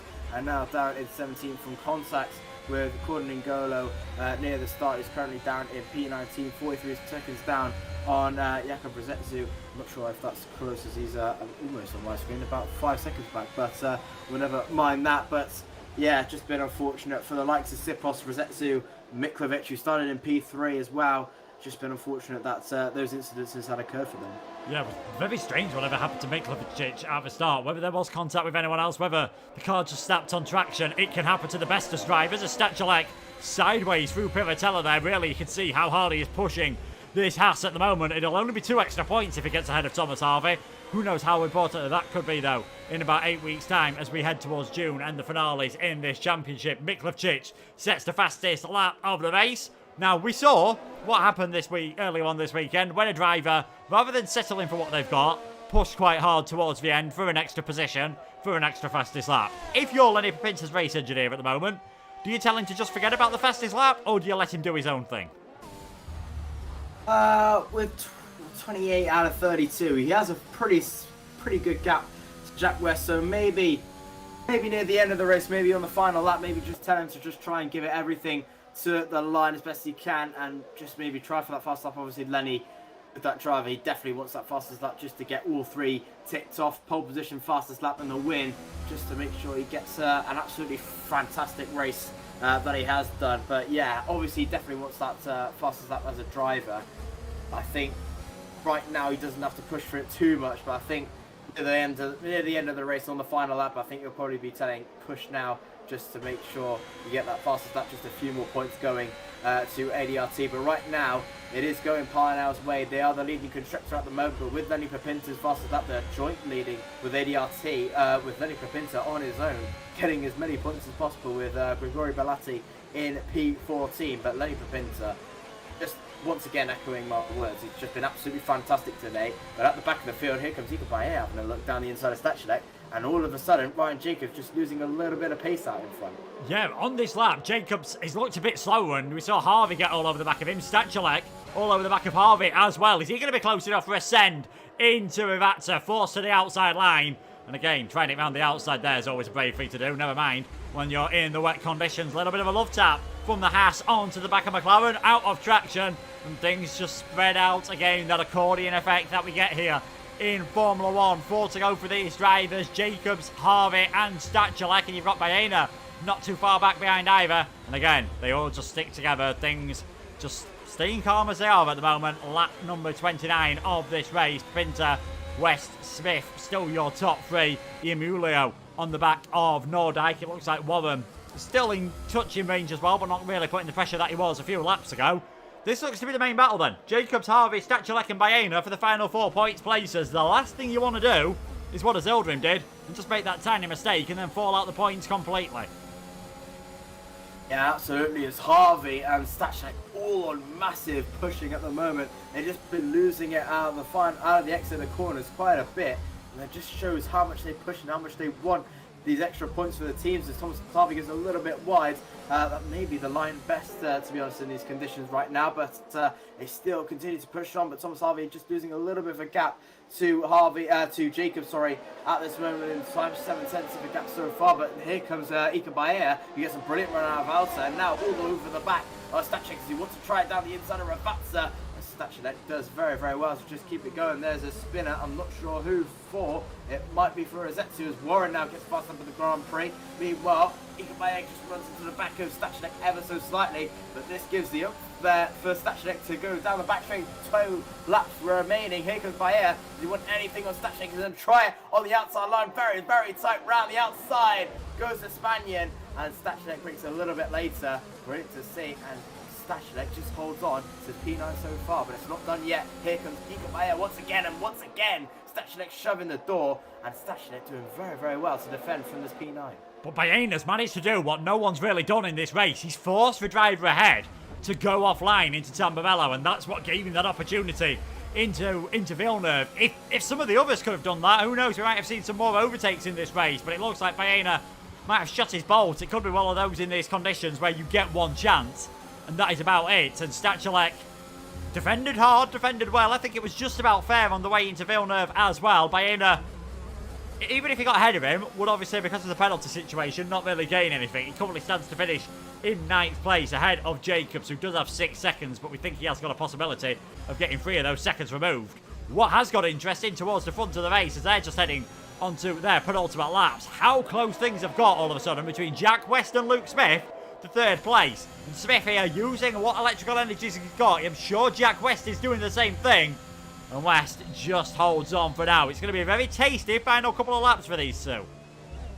Yeah, this is going to go to the final run there for West and Luke Smith. Smith getting a little bit touchy out of the final corner. There will be no pit stops in this race from the top 15, with everyone going the full distance, the full 32 laps distance, all on the wet compounder tyres. Luke Smith really pushing these past few laps to just try and catch up to West in P2. Has done very, very well to stay in this P2 all race. Just been a little bit of a calm race for West, you could say. Just keeping going in P2, with Lenny Papinta doing fantastically in P1 as well. And Mulo still closing up to Nordyke for P4 alongside Dylan Morris. Just been on a world of his own at the moment. Just lost touch to Dario Mulo ever so slightly, and now 2 seconds back, but his battle for P7 still raging hot with Jacobs, Harvey, Stachulek, and Bayer just lost touch ever so slightly as well, maybe down to Stachulek, Harvey and Jacobs at the moment. But right now Lenny Papinta rounding the final corner to start the final lap of the Grand Prix, and what a race it's been for Lenny Papinta. Led every single lap and is going to take the victory here in Imola. Yeah, he's going to take the victory in Imola. Who's going to end up finishing, though, in 2nd place? Is it going to be Jack West? Is it going to be Luke Smith? West just holding on at the moment. You can see Smith. He is closing in. He is closing in. Is it going to be close enough for a move down the inside into Tamburello? Luke Smith tries it. Just not enough grip, though, on the inside line there for him to complete that move. What about on the way out? Jack West got a better exit, and that could well be his one and only opportunity to get the position done. Further back, Stachulek not able to get close enough to Harvey and Jacobs either, as they make their way around Tamburello for the 32nd and final time in this race, coming out of Toza. And this battle is allowing Joost Nordyke and Dario Imola to catch up as well. Cordon N'Golo sets the fastest lap of the race on a 1:24.3. And Luke Smith just holding back now. We'll see how he does through Acqua Minerale, whether we can possibly think about it down the inside into Variante Alta, even on the exit. Gets a pretty decent exit. Both of them started to swivel with the rear towards the end of it. And I think it might all be about one last move into Avanza, which you'd have to be very brave to do, especially when you're as far back as Luke Smith is at the moment. But rounding Avanza for the final time, no one has been able to challenge him in the wet here at Imola. He took pole position, and it looks like it is going to be a fantastic victory for Lenny Papinta. He wins the Imola Grand Prix here in TGC with the fastest lap on the final lap. Jack West secures Parnell Racing's first podium in 2nd. Luke Smith tried as he might, but could only finish in 3rd in the end. Who is going to end up claiming that 7th place? Bayena's actually managed to get ahead of Stachulek towards the end of the race, so it is Jacobs who crosses the line in 7th. He'll drop down to 10th because of penalties. Harvey, Bayena and Stachulek all getting ahead of him. No one was touching Lenny Papinta in that one. That fastest lap of the race at the end, just underlining his dominance.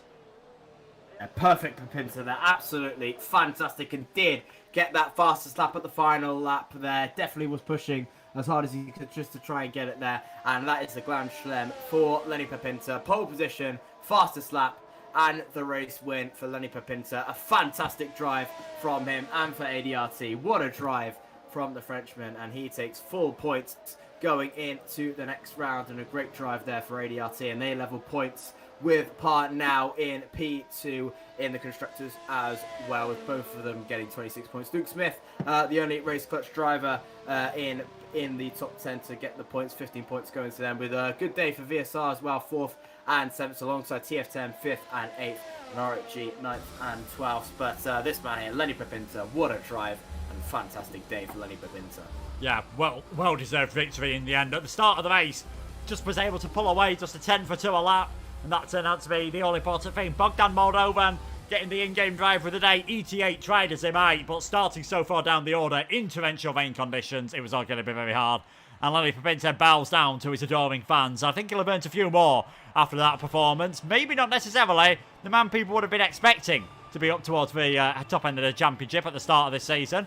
He's done a good job at the moment, though, and who knows, he could have even got points in Austria. He's definitely going to be a threat, and that makes ADRT a threat as well, as we're just going to see the provisional results here from the Emilia-Romagna Grand Prix. It is a victory and a fastest lap. A perfect day, the Grand Chelem for Lenny Pepinter for Addictos. Jack West securing his and Parnell's first podium of the season in second. Luke Smith made him work extremely hard for it, though.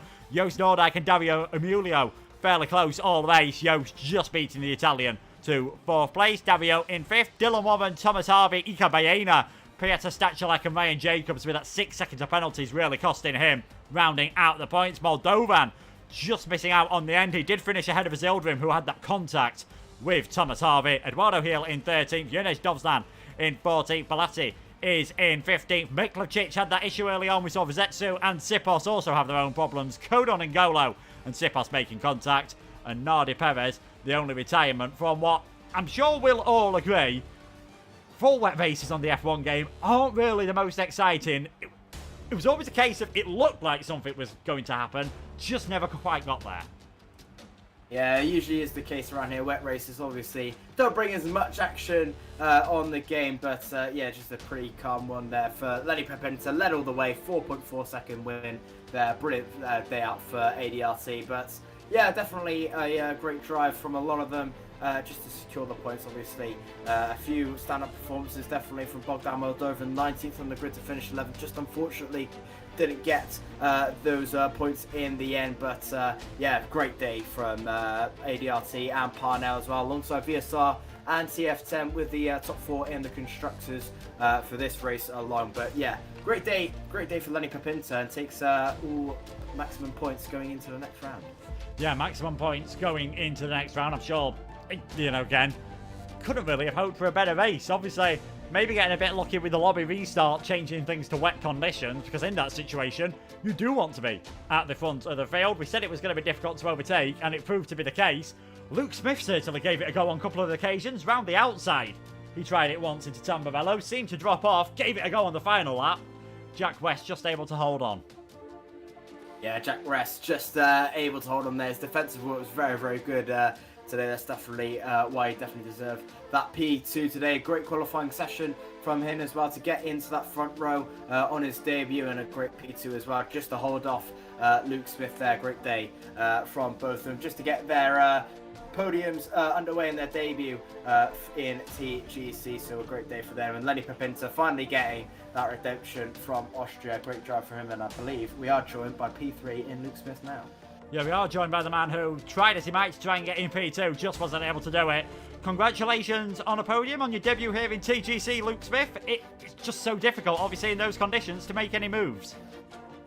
Yeah, firstly, GG to Jack and to Lenny. They drove very well, and especially with Lenny getting fastest lap at the end as well. That was a massive lap.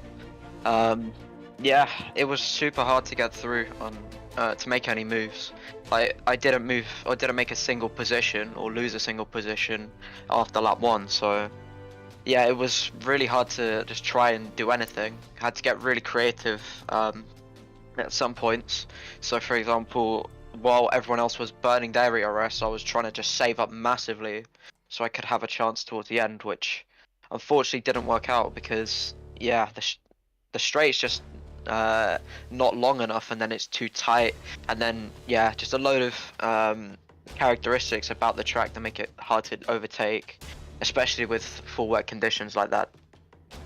Yeah, certainly, like you said, so tough to overtake. You tried it round the outside once and round the inside once at Tamburello. We saw a few drivers think about Tozer and Varianzi Alta. Anywhere else really on this track? Even in the dry we know it's difficult to overtake, but was there anywhere else you were perhaps looking at Jack and thinking I'm a bit quicker through there, I might be able to just send one down the inside? Well, yeah, I had considered Tozer for a couple of times if I was close enough, but I never really got the traction out of there, and yeah, it was just super hard to keep close. I think if I'd had better traction on the last lap, I may have gone for a send into Ravazza 1, but yeah, I don't think there was really any other overtaking opportunity for me to go for. Yeah, I think that was the case for everyone throughout the field. Josh, any questions for Luke? Luke, congratulations there on that very, very good P3. Obviously, your debut in TGC, getting a very well-deserved podium. And obviously, getting a little bit tense near the end. And at the start with Jack, obviously, a few around the outside moments at Tamburello. Did you have full faith in that it wasn't going to end in a collision? Obviously, your teammate Patrick Sipples having a few collisions in the end there. Did you hope that everything went smoothly with your battle with Jack? Well, yeah, I know Jack's a clean driver. I know I can trust him. So, yeah, I had full faith in him. He's always one to just leave enough room. He's a hard racer, but a fair racer. So, everything that went on was very fair and respectful. So, yeah, GG to him. But yeah, didn't really have any major concerns while trying to pass him. It was just the fact that it was so difficult. Absolutely. Obviously, we're over to Silverstone Home Grand Prix. Hopefully, if you are chosen by Race Clutch to represent them next week, do you have any thoughts about Silverstone? Do you think you like it if you are chosen? It's a bit of a neutral track for me, to be honest. I've had good races there, I've had bad races there. Pace seems pretty okay.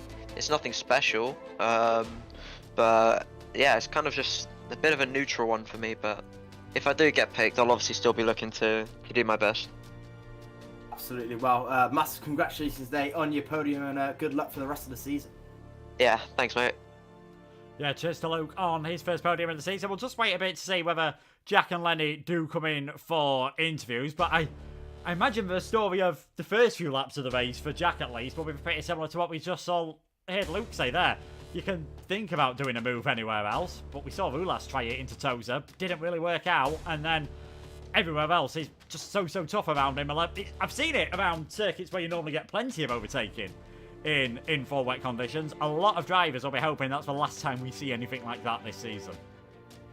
Yeah, absolutely. So conditions were absolutely horrendous today, as you saw. Obviously, virtual safety cars to fly just from the torrential rain that we're seeing. It was absolutely almost pitch black. It was almost like we were driving at night at sometimes. How dark it was at the track. So it was quite a scary moment for a lot of the drivers to see whether a full safety car would come out, if that would ruin the race or not. But yeah, obviously with overtaking, it's definitely going to be already very, very hard in the wets, and already very, very hard track to overtake at Imola already. And obviously you saw from Ulas Zildjian trying it down the inside at Tosa. Obviously you can't be aggressive in the wets. You have to pick your moments and just hope your driver in front just makes that mistake, and you can just glide through. And obviously that's what happened with a few of the drivers that picked their positions today. Obviously Luke tried it on Jack, but Jack, with a brilliant driver he is, did very, very well to defend it from Luke, knew what he was going to do, and obviously the respect is there between them. So you know that it's always going to end in a very, very well done battle. And this time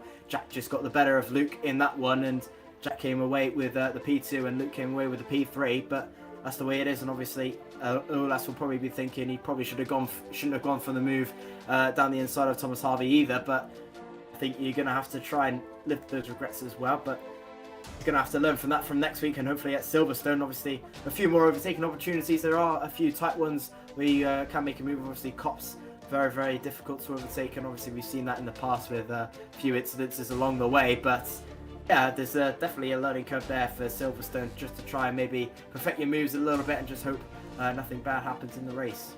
Yeah, certainly. I think if it had been in the dry, we'd have been talking about probably a fantastic move for Ulas Zildjian down the inside. But then again, if it had been in the dry, probably just seemed the DRS passes that have become fairly common at Imola. I said hopefully this will be the last time we see that weather. We've already mentioned it. Next time out it is going to be Silverstone, a very high-speed circuit, not necessarily either the easiest to overtake. Always seems to provide good racing though. Yeah, Silverstone is actually almost one of my favourites on the calendar. It's one of my favourite tracks to go to commentate over, to watch as a fan. So it's always a great one to look over. But yeah, hopefully really, really looking forward to Silverstone next week, and it should be an absolute cracker. Yeah, it should be. Make sure to check that one out. It'll be 7 PM again next Tuesday with the full qualifying and the race. Thanks once more to our sponsors, GT Omega, for this stream. In fact, we have got someone else in. I was about to say we've not got anyone else heading their way over, but we have got someone else here in the commentary box for an interview. It is our second place finisher, Jack West. Congratulations on that second place. Luke definitely made you work for that towards the end. Yeah, I think, we made a mistake with the setup in the wet, and I mean, we were unsure on what to do, and I think, you know, I went for a gamble and it didn't work, and I knew in the first stint I was pretty quick, but I mean, I knew pretty quickly that, you know, this was the wrong way to go with the setup, and yeah, I was struggling a lot, especially with the rear tyres, and I don't know what happened. I think Luke Smith made a few mistakes, and I think if he hadn't made those mistakes, he would have got me, because I mean, I was struggling a lot at the end of the race. But I mean, Lenny Papinter, he had crazy pace. I've not seen him anywhere before, so I mean, you know, it's good to see people coming up from, you know, from nowhere really, because I've never heard of him apart from this league, really. So yeah, you know, it's good to, you know, see someone else coming up from the stages. But yeah, I mean, the pace was decent. I think qualifying, you know, could have went better. It wasn't an ideal lap, but you know, it's onto the front row, and you know, I thought in the first stint I had some good pace because I was starting to keep up with Lenny, but you know, like I said, with the setup, you know, he was insane, and you know, he just ran off, and I think, you know, he had insane pace. But you know, at the end of the day, it's P2, and I think it was P7 for Dylan as well. So after having no points at round one, it's, you know, still really good points for the team, and hopefully we can build upon that. Yeah, certainly. Must be a big, like I said, a big confidence boost for your team after what happened last time out. Do you think you'll get plenty more chances this season? Because you do look to have a very talented lineup at Parnell. Yeah, I mean, you know, there are some really quick people, you know, Jack Laverty and Carter Lundy, you know, they're quick. I mean, you know, I think if it wasn't for my PC issues last week, I probably would have raced. But you know, I mean, I'm not saying that I can definitely make every single race, you know, because we've got some quick drivers in here, and I think, I mean, at the end of the day, I don't mind if I'm not racing as long as the fastest people are racing for our team and we get the most points. You know, that's the main thing at the end of the day, is it's a team championship. So yeah, that's all I care about really. Yeah, like you said, it is a team championship, and you did actually, Parnell, get the same amount of points as ADRT today. Josh, any questions for Jack?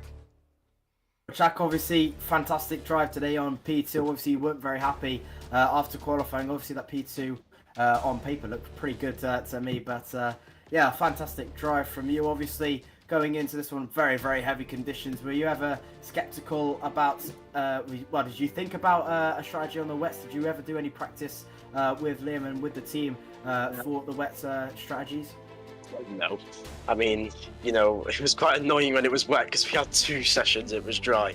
So, you know, I was really hoping it wasn't wet because our dry setup and dry race pace was really good. I think we prepared really well for the dry race this week because we don't usually do so. But, you know, I was really gutted that it was a wet race because, yeah, I think we probably could have won this race if it was a dry race. But, you know, you know, you can't get your own way every time, so yeah, you've got to do the best out of a bad situation, and you know, we still did a good job, so yeah. Absolutely. I'll ask the same question I asked Luke to finish off. Obviously, Silverstone next week, if you are picked, lucky if you are get picked, do you think it's a good track for you? Well, we'll see. I mean, I've not driven much of Silverstone, but you know, if I've got the pace, you know, I'll be racing, so yeah. Massive congratulations to you for your P2 today. Hopefully we'll see you soon in the season. But yeah, massive congratulations and good luck for the rest of the season. Thanks, boys. Yeah, congratulations to Jack on his podium. I don't believe we will be getting Lenny with us. So, as I was about to do the outro, just before Jack popped his way, that is pretty much going to be it. And a similar story from Jack and Luke. Luke just, you know, regretting maybe how things went for him in that middle stint. And Jack saying with the wet setup, just couldn't quite get the tyres to last. And that's perhaps why Lenny was able to escape as much, and perhaps why Luke was able to close in towards the end. There's a lot of drivers I think will be feeling a bit frustrated about how things are going, because qualifying, pretty much for some of the top drivers, you might as well have given the points out after qualifying. Yeah, absolutely. Obviously, it stayed the same way for a lot of the time. Obviously, Luke Smith making up a few positions with that contact early on with Primož Mikulić down the back straight, which just hurt his race all the way through. But apart from that, it pretty much stayed the whole same throughout the race. Obviously, you've got to be there to just try and win it. Obviously, you need great race pace, which is what these guys have done and done a fantastic job of. So they can try and keep this up for the rest of the season, and they'll be absolutely fantastic. Obviously, ADRT now, obviously, we're thinking we're probably not going to be in it near the end of this season. But with Lenny Papinter on side, I'll probably be thinking we'll be probably racing every single week. They've got a very, very good chance of some good constructors' positions here. So it can definitely do well alongside Parnell as well, who can do a fantastic job too with the squad they have. It's definitely getting interesting. Obviously, Race Clutch having a few bad moments along the season, but we know the talent that Jack West has and how the talent Patrick Sipples has and the rest of the team has. So we know they can all do a good job, and we still don't know who's going to be the best out of this one and who's going to win the championship after Brazil. Yeah, still obviously a long, long way to go. 8 more rounds. Next time out, it will be where the Formula 1 World Championship started 72 years ago nearly at Silverstone. We saw Adictos take the win with Lenny Pinto. We saw Parnell equal their number of points, but VSR still managed to extend their championship lead. How will things go in a week's time at Silverstone? Make sure to join myself and Josh at 7 p.m. for that one. Thank you, Josh, for joining me. Thank you to Jack and Luke for joining us for the interviews. Thanks to GT Omega, who powered this stream. And thank you most of all to all you guys for watching. And we will see you in a week's time at Silverstone for the British Grand Prix. But for myself and Josh, take care of yourselves and enjoy the rest of your evening. Goodbye.